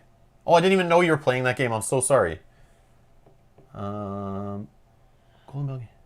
Sorry, so Mark, is the Oathsworn Sad too because ultimately. late pledge open? Yeah, he Is said it open open now? already, Okay. and he just checked out the prices for us. Oh, okay. So they're not more $179. expensive. They're not more expensive than when they were in the Kickstarter. I All thought they in would is jack the them. $299. That comes with the trees and all that stuff. That's all, and the arms, the changing arms with the Oh, weapons yeah, and yeah. stuff. I mean, that's cool, but I don't know that it's worth the money. Yeah. And we're really gonna have to look into this one. I think just the $179 I would do. Yeah. Oh, Okay. Jordan, I heard about that Golden Bell website thing. Not even going to bring that up. I don't want to give them any attention at all. Yeah, you have to tell me later. None of that stuff. We shouldn't even be talking about that company. Let's pretend they don't exist. Yeah. Let's okay. pretend they don't exist. Yeah. Because that kind of stuff is BS. Okay. Wait for retail. Jim, what wait for retail for what? Oathsworn? I don't know enough about Oathsworn, what's coming to retail, if anything. I don't know enough about that campaign. Like I said, I missed out on it. Then people told me to look at it. I looked at it quickly, read about it, and was like, this looks awesome. Then I watched Roll for Crit's interview with the designer the other day. Mm-hmm. That guy had me like hyped for it. He's really passionate about his game. And I see that it almost got $2 million US on Kickstarter for the guy's first game ever, which is crazy. Now he has like 30 people working on the game, which gave me a lot of faith in the game.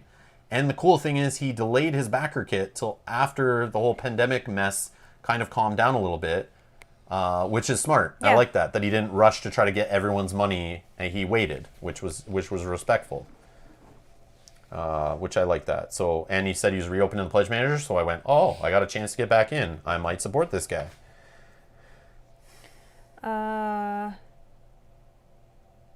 Mark says, by the way, if you pledge the third Hexplore game, which I do have a pledge for, they just offered 3 PDF files of new scenarios for Valley of the Dead King. Oh. Yeah, I got like a late pledge thing of that, so I don't get any of the update emails or anything. That's the problem when you late pledge. You don't get any Kickstarter update emails, which sucks, but Then I don't get reminded that I'm waiting for this game, and then I don't know about any of the delays, then it just shows up. Yeah, That's how true. I like to do it. John B's asking, did you sign up for Dead Reckoning? No. I don't even know what that is. Dead Reckoning is from AG. Oh, okay. Okay. I don't know. AG's all right, but I don't know.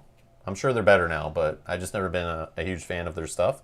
But it is that whole card crafting stuff in like a pirate game.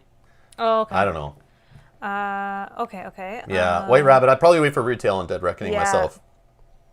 Not too excited. I don't know. The pirate theme is okay, but I've never been really excited about any pirate games, to be honest. Jim says, plus you have other games to play. Wait on retail. That is true. We do have lots to play, but That's true. But isn't that not coming until like 2022 May, or something? The earliest Oathsworn is coming is May of 2021, which is earlier than a lot of other Kickstarters are delivering That right is now. true. Okay, never So mind. it's like not that far away. Yeah, John's saying it's not coming to retail, of course. Not anyway. Yeah. Oh, of course it might anyway. Yeah. What, Rob? No Thunderstone Quest? I don't have Thunderstone Quest. I wanted to play that game, but it just never happened. I don't know. I just never bought into it. Don't we have a Thunderstone? We do have Thunderstone. We have Thunderstone, like whatever, second edition or whatever, and a bunch of content for it. Oh, okay. But that deck builder kind of just felt stale after a while. It didn't seem cool. And then when I looked at Thunderstone Quest, the adventure card game or whatever, it looked more interesting. But I don't know. I was just like, yeah. Okay. Bones just got it. Let me Oh, know how it nice. is. Play it. Let me know how it is. I don't know. Would you think it'd be a good fit for the channel? Nice. Ralph is here. Good morning. Hello. But yeah. Mark is saying Frosthaven has just been delayed because Isaac broke his hand and is out of commission for 7 weeks. No way. Oh, that sucks. Wow.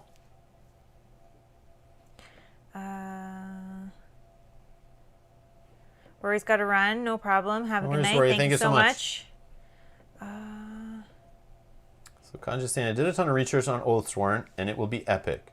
I stayed away from the spoilers and watched a lot of content from the artist. There was a lot of thought put into the game. And that's what I got from watching the creator talk about it. Yeah, it looked cool. And that's what made me excited for it. It feels like Dark Souls, kind of, a bit. Like that kind of minis, bosses, like... With a little bit of like a little bit of secret fighting boxes. minions. Yeah, there's a little bit of secret boxes, tons of cool components. Yeah. It looks like Dark Souls-ish, like Dark Souls the board game kind of ish, but obviously done better than what Steamforged came out with. But yeah, so that's what has me interested. Janet is saying, Zeman put a sample of Pandemic Legacy Season 0 on Tabletop Simulator. You can get the link on BGG. I still need to watch that. Why are they doing that? I don't know why they're doing that. Like, I'm already very, very interested in Pandemic like everyone's going to buy that game. Everyone's going to buy the crap out of it. They don't need to tease anything. They just say, it's coming. Give us a date. I know, it's right? October. I'll buy it in October, and I'll play the crap out of it. Yeah, I'm very interested in Yeah. that I don't need to be slow on it, but thank you, Janet, for the tip. For anyone in the chat who wants to get a little taste of the new Pandemic Legacy Season 0, which looks like it's much different. Yeah, very much different which than is the cool. other legacies. Yeah. It's not spoiler at all. Just lets you just lets you get used to the new mechanics. No, I understand. Okay, yep, I understand it's not going to be a spoiler, Janet. I understand that. I was just like, I know I'm going to play it anyway, so I don't need to be sold on it. Yeah. And that's why they're doing that. They're trying to get it in front of people so they get hyped for it and stuff. But you got my money. But you yeah, got they my get money. my money once they say Pandemic Legacy Season. But I whatever. know why they did it, because people might be unsure after seeing what they showed, that it's not like the same as normal Pandemic Legacies have been, kind of. So people might be a little hesitant on it. Yeah, I get that. Yeah, But that's cool.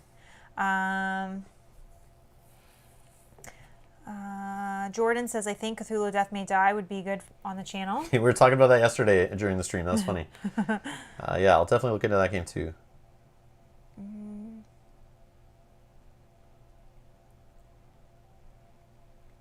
Oh my gosh, it's going too fast now. I have to scroll back. I can't Season see. 1, just ship it to me. Ship it to me and send me the bill. Yeah. Sacabra's an outlier, not a fan of Pandemic, Marvel Champions, or Legends. That's fair. Yeah, that's fine. That's fair. That's fine. Nothing wrong with not liking every game. Yeah. That is okay. A-okay. But I love and have loved every Legacy game we've played. There hasn't been one that I haven't loved. Yeah, those are fun. I just love that style. No worries, Web Thingy. Thank you Secret so much for boxes. hanging out. Yes, thank you.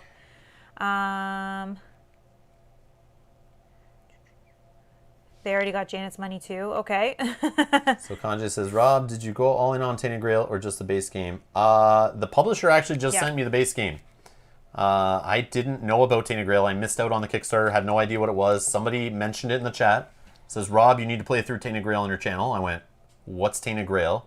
I didn't know Awakened Realms other than I was very interested when I saw at our local board game store on our board game night, there was some players playing What's the game with the Greek mythology mixed with tech, where they're like you're building statues and stuff? I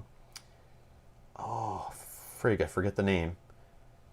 But that's when I first heard about them. Was that game? I forget the name of that game. Etherfields?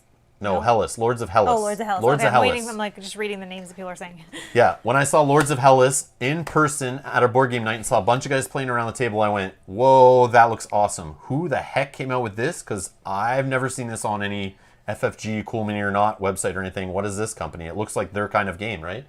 But then that's how I found out about Awaken Realms, but I didn't know anything really about them.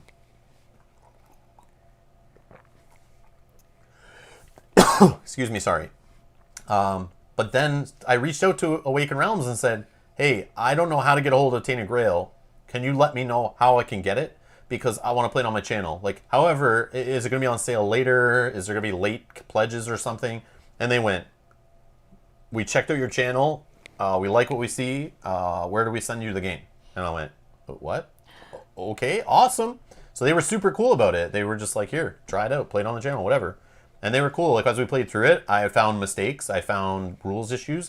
I found game-breaking bugs in the game. And I emailed them. And they put me in contact with the guys who developed the game. And they were, like, adding stuff to the FAQ. They were getting back to me with answers. Mm-hmm. We were working through it back and forth, going through my process of how I got the game broken. And, yeah, it was fun and cool. And they'll add all those fixes to the next printings of the game, by the way. Mm-hmm. So it should all be fine. If you haven't got your game yet and you'll get it, you'll have some fixes in there. You're welcome. Based on our paths, though, not based on us doing the wrong thing or breaking the game. But it was fun. But yeah, that was an awesome game. Sorry, no one can find the Grail. But yeah, we played through all Tainted Grail on the channel. There's a playlist from it. So Kanjay, if you don't know, yeah, we played through all of Tainted Grail. Don't watch it. Do not watch any of it. Yeah. Unless there is a video where I play through the tutorial showing kind of how the game works-ish. But Mel and I play like the first episode, which is not too bad, but just careful. There is spoiler stuff. Yeah, that's a full spoiler-filled playthrough series for sure. Yeah. That's meant to be watched like later after you've played the game. So yeah. I already forget a lot of it, so I probably could play through again. Yep. I mean, things might spark my memory, but... Yeah, you might know who to trust and who not to trust based on like things that you remember being burnt on. But yeah. Thanks a lot, Vinyl. Thanks, Vinyl. Good night. What game have you found the most fun this year so far? Is that a hard question to answer? Yeah.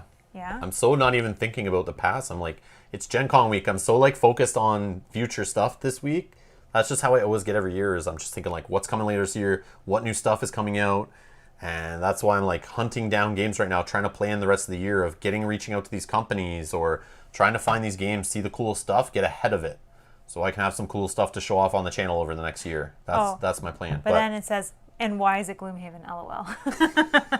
Oh, it is Gloomhaven Jaws of the Lion. Yeah, that was very fun. Yes, Gloomhaven Jaws of the Lion, best game that came out this year that we played. But again, I don't play a lot of games that come out in the same year they come out. I'm not that type of person. I am okay finding games that came out the year before that, the year before that. If it's a great game or an amazing game, I want to play it. I don't care when it came out. Yep. Are you guys excited about Marvel Champions campaign box coming next month? Yes. Absolutely. Yes. I wish that came out with the game at the beginning.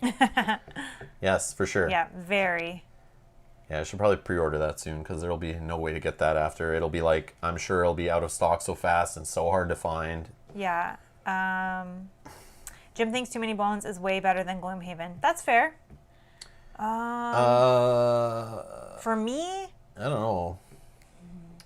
That depends. I don't want to say right now in case I ever do a top list. If I had to only own one, I don't know.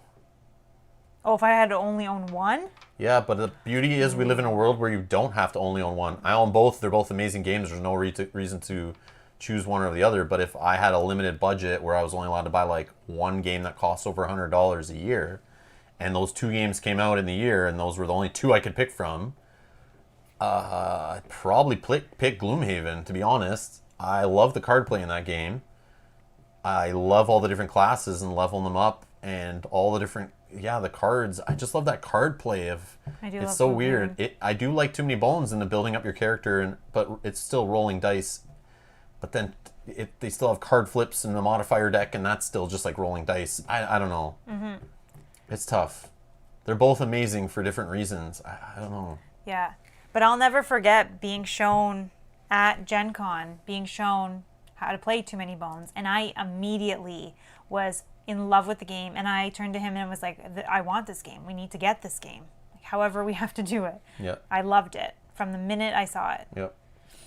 So, Well, they're both amazing for different yeah. reasons. I love that they're not too similar, which is great. I love that they're so different. I love that they both exist. So good. Both of them are so good. Does Champions have or will have as many cards as other LCGs? Puts me off on getting it. Based on the fan hype behind it and how quickly it goes out of stock, and I'm sure they have years of it planned out already, yeah, it's going to get so big, like Lord of the Rings LCG, it'll get so big. Unless they lose a license for some reason, it will keep on, they'll keep pumping it out as it keeps selling, and it is selling like hotcakes. People love it right now. Have we played Doctor Strange for Marvel Champions? No, I have it There's pre-ordered. A pack that we have. We just still have Black Widow. Yeah, I haven't we played just have yet, to but play that I one. have Doctor Strange pre-ordered, Oh, right. and the Hulk yes. comes out this week. The Hulk's already coming out, man. Maybe we can. I can't keep up. Maybe we can add that to the other order that we have. That's waiting for Yeah, pre-order. probably. Okay, we'll figure that out. Oh my god.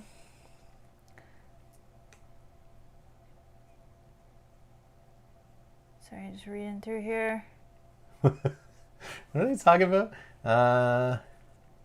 Oh, Nathan says Jaws line set up so quickly, I felt the whiplash. You know, I was feel- shocked by that too, actually. I feel like people keep saying like Gloomhaven takes so long to set up, and I know maybe just because of the way we store the game. I always set it up, and I never found that it was that hard. Well, we came up with an organization solution because of that. Yeah. When I saw that game, when I punched it all out and put it on the table, I went, no. No. Yeah. We drove to all different hardware stores. I was trying to That's true. find boxes to fit them all the stuff in. I was like sawing and cutting plastic plano boxes to like fit all the things in, printing out Yeah, 'cause- index sheets and then the accordion file thing. Yeah, and we like labeled it Yep. Nope. alphabetically. I was like, I spent the hours and hours of work to make Gloomhaven organized so that Yeah. when we wanted to set up and play 3 scenarios in the same day, yeah, I could it was no just problem. like bang, bang, bang. Like, Yeah, let's go. yeah. Nope. I put that upfront work to save us the time later. That's true. Yeah, maybe that's why for me it didn't feel like that. But now setting up, there's box inserts that you could buy too. That do the same thing? Yeah, that will totally fix. But do all the that problem. box inserts do anything with all the tiles? No, or they're you still just just in a stack- pile. oh, okay, yeah, yeah, they're still just yeah. in a pile. Okay. All right, a couple more minutes. Let's see any other questions. I don't know. This kind of derailed. We went off burn cycle really quick. That's kind of scary. I guess I gave my opinion of it. Everyone kind of gave their opinion during the reaction, but we just didn't see enough to have a big enough discussion about it, I don't think. But Yeah, I think we expected that we would see more. But I'm in. I'm so in. I'm reaching out to them later, and I'm asking if, let me know. Like, I would love to be involved in playthroughs of it whenever you guys feel it's ready for playthroughs. And yeah, I'm so down. I'm excited for Burn Cycle. I'm excited to see it. White Rabbit says, "Could you sell me one, Rob? I have an organizer that still takes 30 minutes plus." Just honestly, I think the biggest thing is if you can organize the tiles, right? All you need is just an go accordion folder. to like a Walmart, a Target, a dollar store, whichever, and get one of those Staples, whatever. whatever business stores, and get one of those accordion folders. And I don't know where. And we just labeled them alphabetically. And I think at the end there wasn't enough for all of them, so we have like the last 3 sets together, and we just stored them in that, and it made it much easier to take down and put back up. Yeah, but there's We lots should of do companies that make organizers. The Cobra's saying the folded space organizer. Like so many companies make organizers for Gloomhaven. That was one of the Yeah. biggest ones that people were demanding organizers for. So Next question. What's our next playthrough? Bones, if you mean like campaign or story playthrough, it's probably Aftermath at this point. But our next just single playthrough, I want it to be Shadows of Kilforth. That's the game that Mel and I are going to spend the next couple days learning and playing and figuring out, and and then we'll schedule a stream for it. But there is other stuff we plan to do. I just need to take the time to do it. But Gen Con is going on right now, and this happens every year. Normally I would kind of prepare a few videos, or I would go to Gen Con and I would film a whole bunch of tournament videos or demos of games, and I would come back and start posting them on the channel. But this year I didn't go to Gen Con, but I still want to enjoy Gen Con. So I've kind of been like stepping away from the channel a little bit to just take it in, just watch streams and read about games and stuff each day and just enjoy it. So I'm kind of yes, I'm here streaming with you guys every day, it seems like, during Gen Con. I didn't plan on that completely happening every single day. I just wanted to do it for these announcements. But I'm just enjoying Gen Con as a fan. And because I'm enjoying it, it's eating into my time I would spend preparing for the next streams. So please forgive me if for the first couple days of next week we don't have any. Might have a stream on Monday. We'll see. But Yeah, I think right now I'm not putting pressure on myself. I'm just going to enjoy Gen Con, watch a bunch of live streams, watch a bunch of archive streams, research games, kind of make it as a planning weekend to prep for the rest of the year. And that's what I like to use Gen Con as like an anchor. And that's when I started doing this channel full time, was I timed it where I basically quit my job like right before Gen Con. They asked me to stay after Gen Con, so I did. But I made my life choices around the time of Gen Con. It seems like that's how it always lines up every year.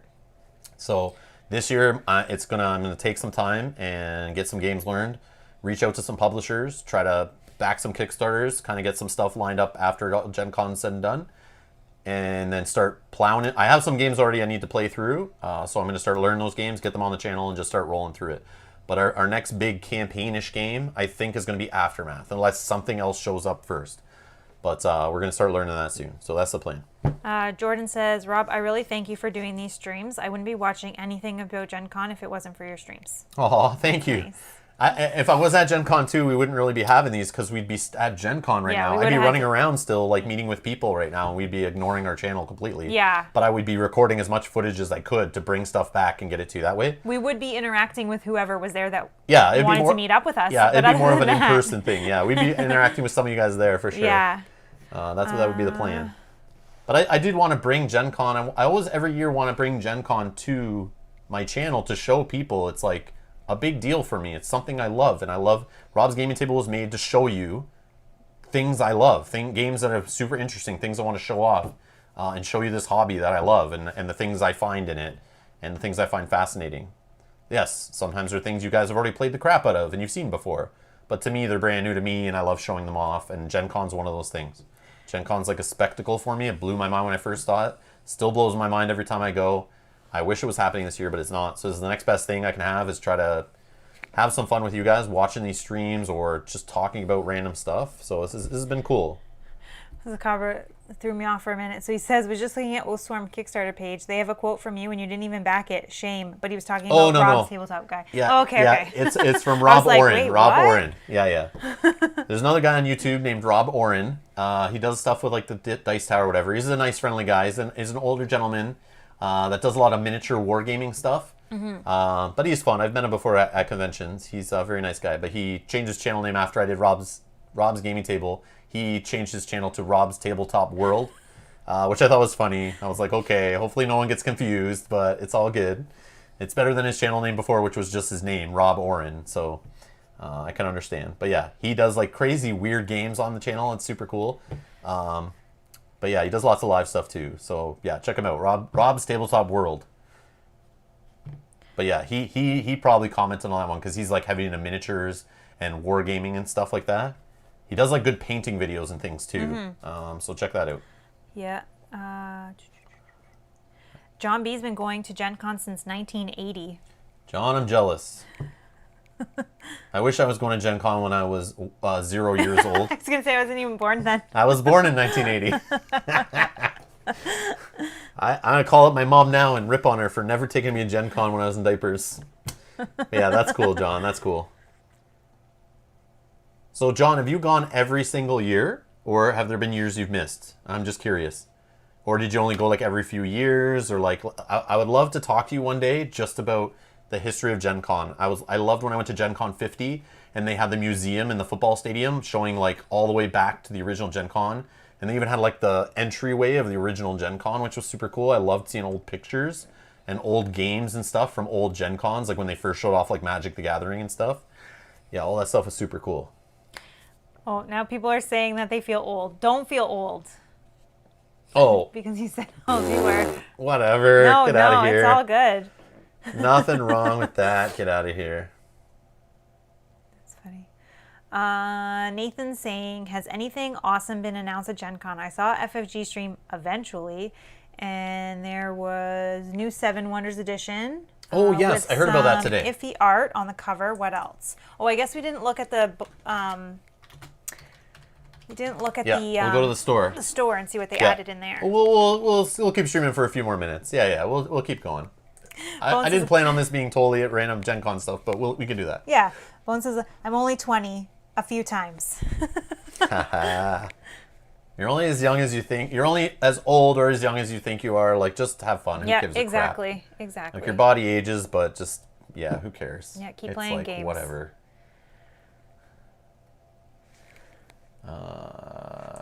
New 7 Wonders. I saw it pop up on Reddit earlier, but again, I don't have the time to look at everything, but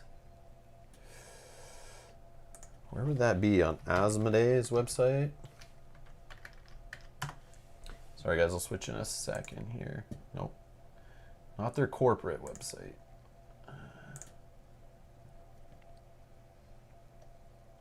Yeah, I don't know where you'd find that kind of stuff, but if I can get into Reddit. Hold on, let me see where. I know the Reddit board games. Why is it not typing?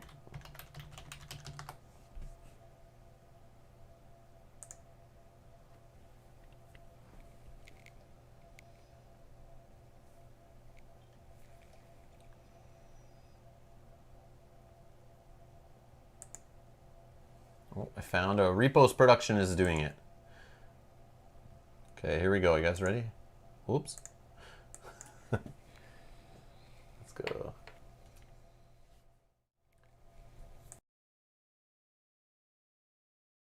Wow, look, the 7 Wonders here is shiny. It's really cool.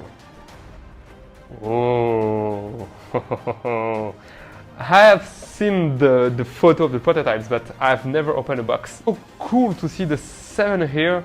It's like a warm welcome. You just want to dive in the game. It's really cool. Let's check what do we have at the back. Okay, so the list of chains, sorry, and the list of cards. That's really cool. It's for people that want to maximize their points in 7 Wonders. Okay, here we have a flyers. Just scan it and discover the rules in the video.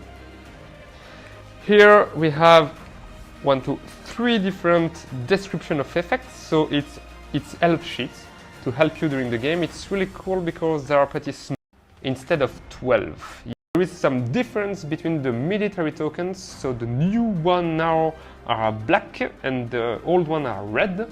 So it's changed a bit. It's more classy now. Yeah, really cool. I'll not show you it. Okay. Whoa!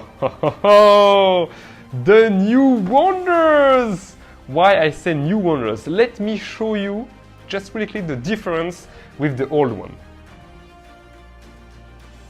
Look the difference, how big the new wonders are compared to the old version. You see there is, wow, big difference. It's so cool because you will be able to. I can't do it anymore. This guy's too excited. He's too excited over just like a slightly nicer version of the game. But like the game's been around for a while, since like 2011 or 2012 or something like that. But I don't see it's that much different. But I haven't played the game for like 8 years or something. I played one time. I played 7 Wonders one time. And obviously I'm sure production has improved over the years so they can make it look nicer and everything look more higher quality. But I don't remember what the game really looked like. It's been so long. But this is not as mind-blowing as this guy is saying, I'm pretty sure. It's hilarious. Oh my god, look at this! Woo! But hey, to have that much excitement is amazing. Yeah, he's blown away. It's like he's just gonna fall out of his chair. This is so intense. So Brian says it looks about the same, just updated art, which the game doesn't really need. Okay. I don't own 7 Wonders. It's always one I felt like I should have in my collection, just as like kind of like a game to play with, you know, not as heavy gamers, but I don't know, it's okay. The problem is it's a drafting game, right? So playing it with players for the first time, players who know what they're doing, you know, are going to crush the players who don't. So it's like something you got to play over and over again. It's like drafting always scares me away of like teaching new players. You got to play it a few times, and sometimes you only get a chance to play a game with them once. So yeah, but that's cool, I guess. I don't know. This isn't like mind-blowing Gen Con announcement to me, but it's cool that it exists. No, Janet's saying the game itself is the same, just a refacing. Oh, okay. I was gonna say if it's like a true second edition, like they've updated rules and all that stuff, like okay, it made it more advanced. Yeah, I'm in. But it's just a nicer quality version. Problem is, 90% of the people who buy it are gonna be ones who already own Seven Wonders. And that's too bad. Wait a second. The cards are shiny. Ooh, fancy. I'm in. Take my money.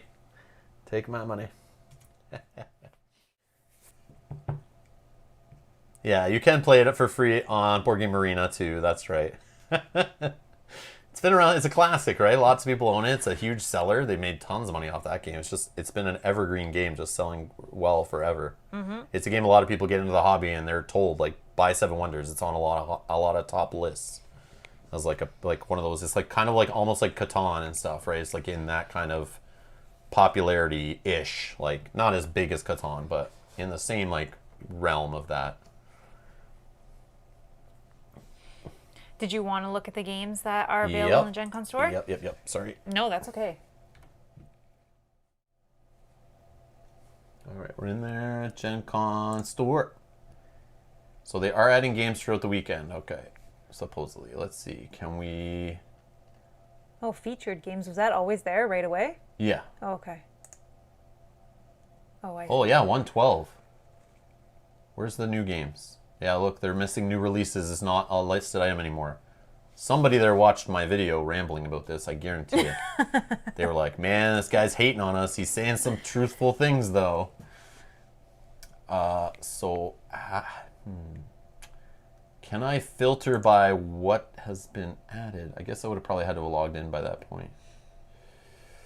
Who is in here? What do we got? Do we have anybody we know? What's Bezier Games doing? Silver coin.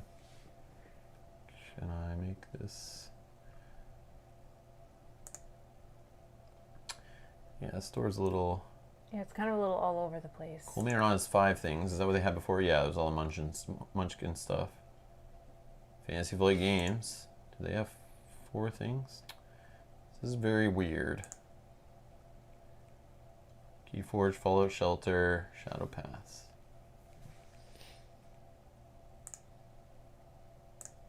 I guess we could scroll through 112 games. Is there anything in here that anyone saw today that's interesting? It's really hard sometimes just to tell by box art, right? I know. It's very hard. I can't. That's why I was super upset when you click on some of these. They don't link you to any videos or... I mean, the cover on this one looks interesting, but I mean, I don't know what it is. And all I get is one sentence. The much-loved historical board game, Britannia, returns. This edition includes over 200 beautiful sculpt plastic miniatures and 2 ways to play. It's probably Classic like Britannia. Full mini game. And new dual Britannia. I don't know, yeah. It's hard. This is the problem. This is like, I don't know. Oh, what's this? Indie boards and cards. Oh, okay. Coldest Night. What is that? Coldest Night is a cooperative strategy card game where players feed fuel into a fire to keep it lit. Each card brings a certain amount of heat to the fire and also requires the fire to be above a certain heat to burn it. With the fire constantly dying out, players must work together against the encroaching cold to sequence their cards so everything in the deck can be burned. That sounds interesting. Sounds like a small game. Yeah, Like, that's what they do, right? Yeah, I just noted it just to check. Anyone in the chat say anything? Yeah, I bet it's just a small game, kind of like Friday or something, just like something small. They just kind of quickly pull out. It's probably like a deck or 2 of cards and just play it. The box art for Coma Ward looks good. That looks An interesting. epic experience. Let's see. Oh, we have more than a sentence on this one. Whoa. Wow, this is how it should be. Well, they still should have videos and links but and at stuff. least it's a little bit... let's just scan through this. In Coma Ward, players are patients who have awoken in an abandoned yet still functional hospital with no memory and no idea of what's happening. Patients must search the hospital for clues and necessities. In their search, patients may find unspeakably terrifying things. It's a board game of mature survival horror and narrative experience for 2 to 6 players. Yeah, I noted that. That's up my alley for sure. Okay. We're going to look into that. Yeah, that looks cool. That looks cool. Okay. Oh, we may also like, I don't know how these are related, but based on this mature horror themed You game, might like I might like My First King Domino. This web store sucks. It got bad ratings. Sorry, Kanji, which one are we talking about at this point? A lot of these I have to look on Board Game Geek. Yeah. Like, I'm not going to go Well, buying a game based on this. No. I'm just making a note in our little notes page. This is the problem, though, with this web store. It's like, if I was at Gen Con, I would see this game, and I'd look at the box art, and I'd walk up to the guy at the booth and go, I want to know more about that game. Do you have a demo somewhere? Do you have an event I can sign up for? Can you give me a pitch? Can you show me what's in the box? Can you explain it to me? Can I browse through the rule book? You know, that kind of thing. But you can't do that on here. They're not linking you to anything. You can Google and probably find a video or find a Twitch video or maybe find their website or find a Board Game Geek, ask in the forums, but none of that links from the store that easy. So that's kind of like a huge fail, like I was saying the other day. Oh, they're saying, yeah, Coma War got bad ratings and reviews. Oh, that's too bad. Okay. We'll have to look into that, but that sucks. Yeah, I just feel like there's not a lot of hotness games in here. I don't know. Yeah. That's how I'm feeling. Team Covenant has been promoting Sky Tier. Yep, we'll have that on the Yep. channel. That is coming our way. The designer actually reached out to us, and yeah, I did my research, and it looks interesting. So we're gonna play a bit of it on the channel. It looks cool.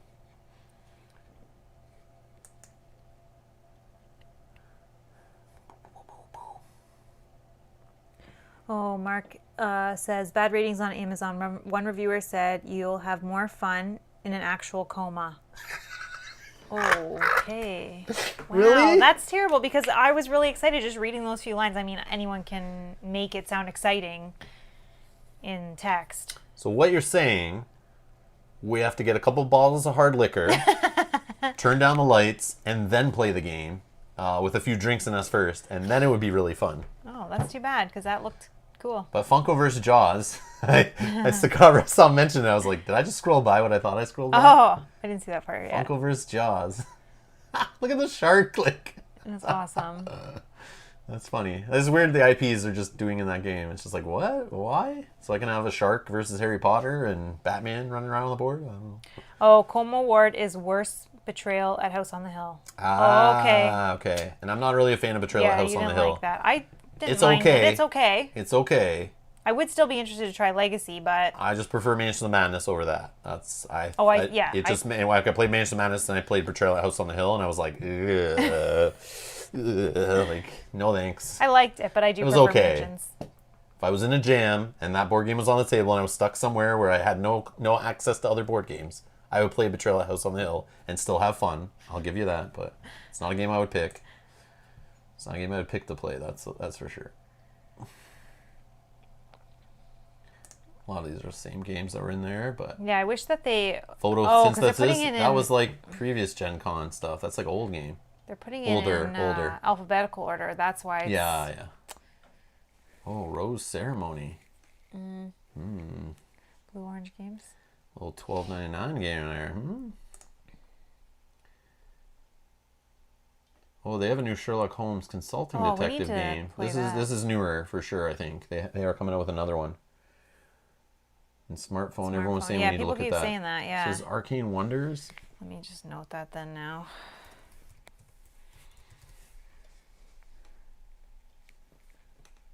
Oh, 1.0 or 1.1. 1.1 update. Are they being funny? I think it's an expansion, and they're calling it Update 1.1 like an OS update. That looks funny. Yeah, board game expansion, it says. That's funny. So is that new? I never heard about that before. Stratego original? Really? How do games like this sneak into Gen Con? Just kidding. Are we planning on playing Journeys of Middle Earth? Eventually. Never heard of it. Yes. Unlock. Just kidding. Unlock Epic Adventures. Ooh. The problem we have some of these games, I just never play them on the channel. We play them not on the channel. Yeah. I don't know. I'm just not sure if anyone would care to watch us bang our heads against the wall in these like escape room games. Oh, look at that undo. And they're very spoilery. Like once you play them once, you never want to play them again. So it's like I don't want to ruin that for somebody. at least with a game like Tainted Grail, if you watch some spoilers, you could play again and you could take totally different paths and see different things and forget things. You play different characters and see different stories and stuff, but the unlocked is like, usually there's like only one way to get through them, right? Yeah. But it looks like they have a new, from a new company, these undo versions. Undo? Instead of exit or unlock, now we have undo. Because look at... I love these kind of games I too. don't know. I think I might undo these out of my cart. Just kidding. Just kidding. Well, I put on the thing. Unmatched Jurassic Park.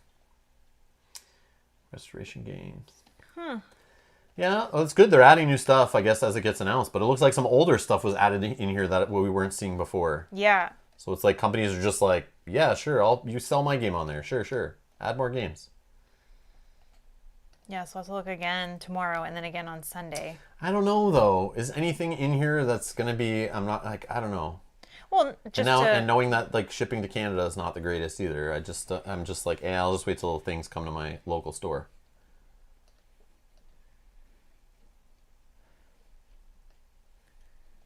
Yeah, true. Because there's nothing worse than when I go to Gen Con, I think I'm getting a game early. I'm all excited. I see this game and I say, when's it coming to retail? And they're like, later. And I say, okay, cool. And I'm like, I'll pay for your game. It seems a little overpriced, but I'll buy it because I want it. And I put it in the car, we drive home.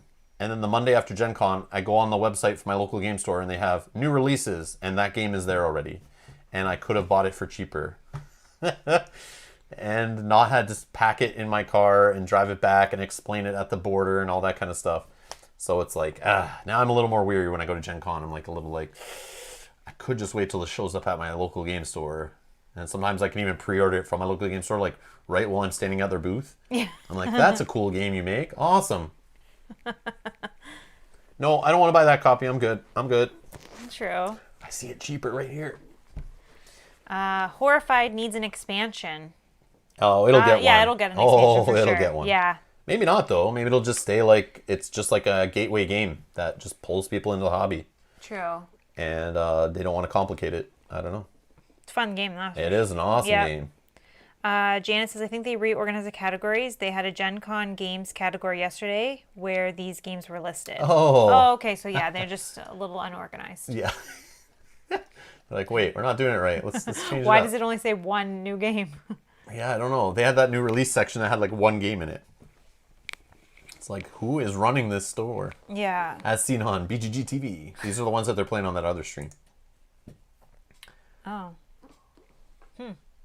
Now, did I tell you guys about this game? No, you did. This game looks great. We did talk about this. I'm just kidding. You guys are asking me the most hyped game, the one I'm most excited for? We'll talk later about the one I wish I bought at Gen Con, and that will be the one. Yeah, there's a lot of the same stuff. I don't know. I don't know what to do here. Yeah. This is not exciting me. I'm sorry. There's a disconnect. There could be a gem hiding in here, and I wouldn't know. Well, we're still going to do more research on it and still going to watch more videos. We have a list. Yeah. We made a list of games based on what you guys have been mentioning, some other stuff. Yeah. Nope. Kanjay, sorry. There's no new edition of Candyland this year at Gen Con. I'm sorry. One of these years. One of these years.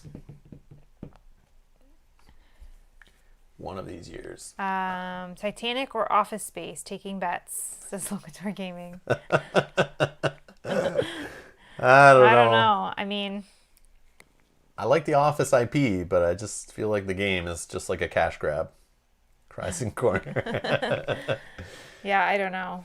All right. Yeah, so I don't know. Gen Con's been okay. There's still 2 more days. Things that are coming up that I'm excited for. I signed up for some events. Yeah, I think we have some tomorrow. So I did an event today. Watched Czech Games Edition, new games coming. They showed off 2 games. It was Paul Grogan from Gaming Rules. He was playing. One of the games just looked like a game that maybe I'm not really interested in yet. But the other game was a solo-only game called The Skies Falling, or Falling Skies or something. Under Falling Skies. Under Falling Skies? Under Falling Skies. It's a solo-only game, still in development, coming out later this year. It looks a little like Space Invader-y. You're in like you're like trying to protect a city. You're in an underground bunker. You're the humans. It's like a dice placement game, and there's a constant flow of like aliens attacking the city from the sky, and they're coming down in like columns, and you got to like fight them off, build your big weapon before like your base gets destroyed, kind of thing.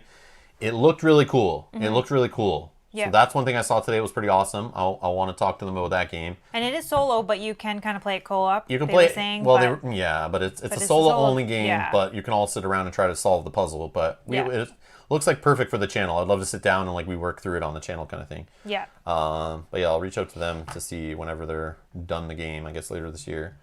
I would like to play that on the channel. Looks cool. And then tomorrow, I forget what was tomorrow. Isn't it Massive Darkness? No, tomorrow? Massive Darkness I think was Sunday, wasn't it?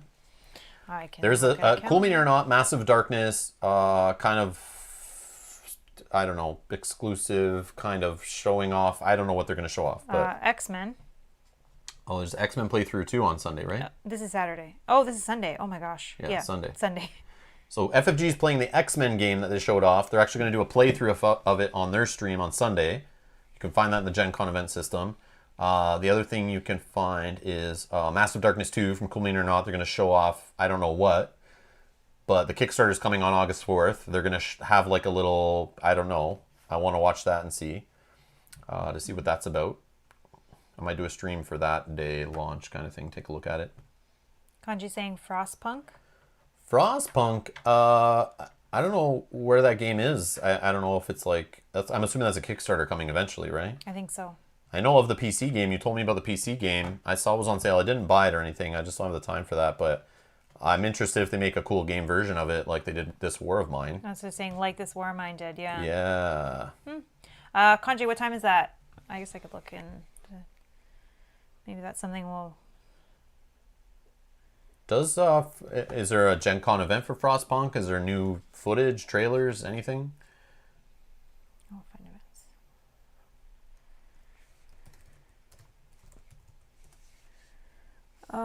Saturday at 1.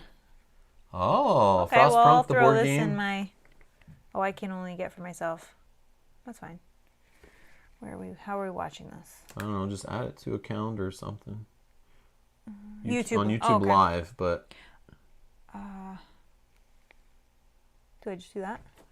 Join us for the YouTube premiere revealing the first gameplay of the new board game hit coming to Kickstarter this fall. Watch how the game's created. Okay, I can bring this up on here. Let's go. Oh, Quacklope is doing this. Oh, I did see this on Facebook. Yes. Okay. I did see this. Okay, but I'll still add it. Let's do, for those who are curious how this works. So Frostpunk. Is it all one word? Mm-hmm. Yeah, Frostpunk. It's hard to type with the keyboard like lower on the board game table. And, Yeah. like, Yeah. very weird having the edge of the board game table in the way. Let's go to it together. Perfect. So join us on the YouTube premiere, the first gameplay of the new board game hit coming to Kickstarter this fall. I bet it's on Tabletop Simulator. This is my feel of it. That I bet this will be, which I'm not too much of a fan of watching a game on Tabletop Simulator. Watch how the game's creators band together to save the last city of Earth. Based on the best-selling and highly acclaimed survival city builder video game, this board game adaptation will bring the emotions and deeply strategic choices to your tables. In this strategy survival game, it is your duty to manage both the citizens and the city's infrastructure to save the spark of humanity that's left on an otherwise frozen globe. What decisions will you make to ensure your society's survival? Will you be an oppressive tyrant or a compassionate leader? Join us for the premiere, where you'll be able to see the very first gameplay footage. During the event, you'll be able to ask questions in the YouTube chat where the author, Adam Kwapinski, and the developers will gladly answer them. The game is coming to Kickstarter this fall and will reveal the official date during the presentation. Okay. Well, let's go to that and see. Add to cart. Did it just say 4 hours the event is? Well, because gameplay. Oh my god. Okay, I can't watch that whole thing, but Yeah, but we can have it on interesting. Wow, there's your Saturday afternoon, everybody. Yeah. If you want to spend your time there, that's awesome. Kanji's asking if we're going to stream tomorrow. I don't know. No, I'm not. I can't stream don't for think 4 so. hours straight. I would just probably watch it myself. Oh, no, I think just in general. Sorry. No, I think he said you're gonna stream it tomorrow. Oh, stream it tomorrow. No, oh, no, I sorry, we don't think can't. so, yeah, that's too much, but What was I doing? My cart. My cart. Did I add in a cart? I did. Where's my cart? Oh, wait, event conflicts with events. Oh, we have another event at that time. We're conflicting events here. Sorry, we have another other event. events do we have we can't attend your event. Sorry, we're all booked solid. I don't have anything else in my calendar though, but it might not have went to my calendar. I don't know how to see. I'm not going to do it with this showing, but yeah, that's true. there is a way. You're supposed to be able to like click on your name.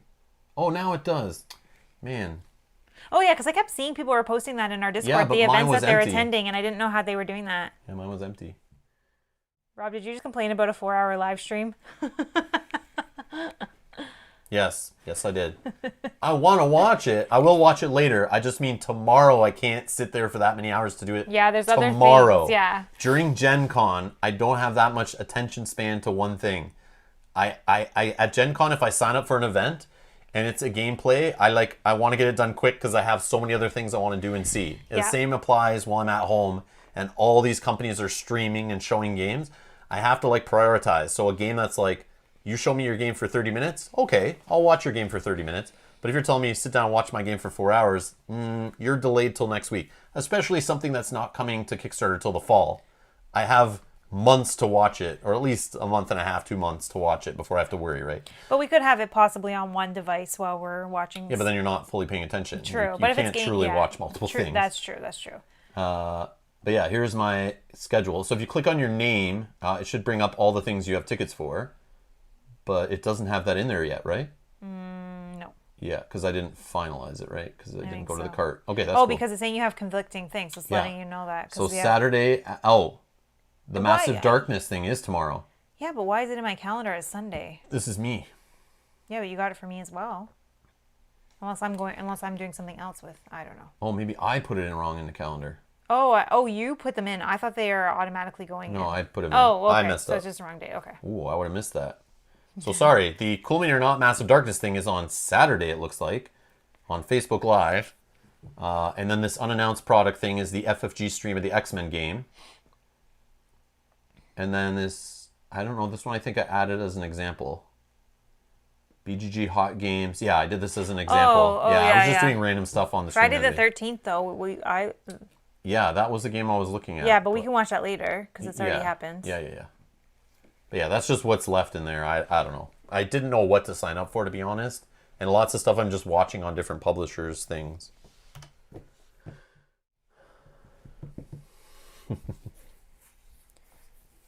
But yeah, I'm interested in Frostpunk just because I like this war of mine. But yeah, so do I. But yeah. Ralph is saying Simon is having a virtual expo the 8th and 9th of August. They've done, they cool. usually do their own little convention where they show off games and stuff. And usually they'll invite just a bunch of press. I've been invited a few times, but I just can't afford the plane tickets down to Atlanta and stuff. And obviously with COVID, that's not happening this year, but they're going to do a virtual one, it sounds like. But yeah, they usually invite press and then they show off all their new stuff coming for the next year. So people get to do videos and that kind of thing and playthroughs of certain games, meet all the developers and designers and stuff. That's cool. So yeah, they do their own thing. So they've been kind of like, they still show stuff off at Gen Con, but yeah, they do their own convention where they show like their whole line. But we'll see.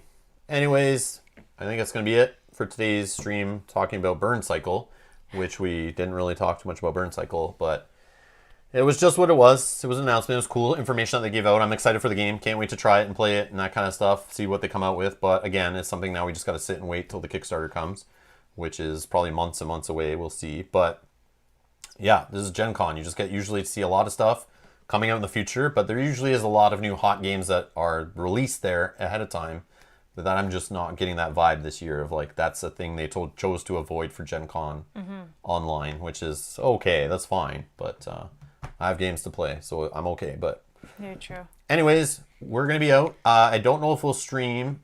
I might stream tomorrow after the Massive Darkness event. Like, I might attend that, and then if it's a big deal, I might pop on stream and we'll talk about what we see. Because I'm very interested in it. But if I watch it and I'm not interested or they don't really show much, I'll do a stream maybe when the Kickstarter goes live or something, and we can see more of it then. Because I don't know what they're actually... It's just as a sneak peek. So what is that? They're going to show us like 3 miniatures and call it a day? Are they going to show us gameplay? Are they going to show us anything but a box cover? I don't want to do a whole stream based around showing off a box cover, so... Didn't we just do that? Yeah, we just did that. So I've learned from my mistakes already. No, I'm just kidding. But yeah, so I'm gonna watch that, and if it's anything big, I'll make a stream. I'll just pop online. We'll talk about it. But in the meantime, you're gonna see us next in some playthroughs. So we'll have some of those coming up this week. So subscribe, stay tuned to the channel. We're gonna be doing some playthroughs of Shadows of Kilforth. I have some hostage negotiator careers that should be coming up at the channel soon. Aftermath we have to get into at some point. I'll be playing more role player on the channel. We got Fiends and Familiars I want to get into. I want to play some more Monsters and Minions. Yeah, there's other stuff. I can't think of it right now. I think we have Mansion of Madness. Mansion of Madness already scheduled. That hopefully Kyle will come back and play. He wanted to play, but we had Gen Con and stuff. So yeah. But anyways, thanks a lot for watching. Thanks a lot for being here. Hope you guys are excited for our Chip Theory stuff coming up. If you're not, hopefully they get you excited later when the Kickstarter comes and they have more to show. But yeah, thanks a lot for your support, everybody. Thanks a lot for your time. Enjoy the rest of your Gen Con, and we'll see you later. Bye-bye. Bye.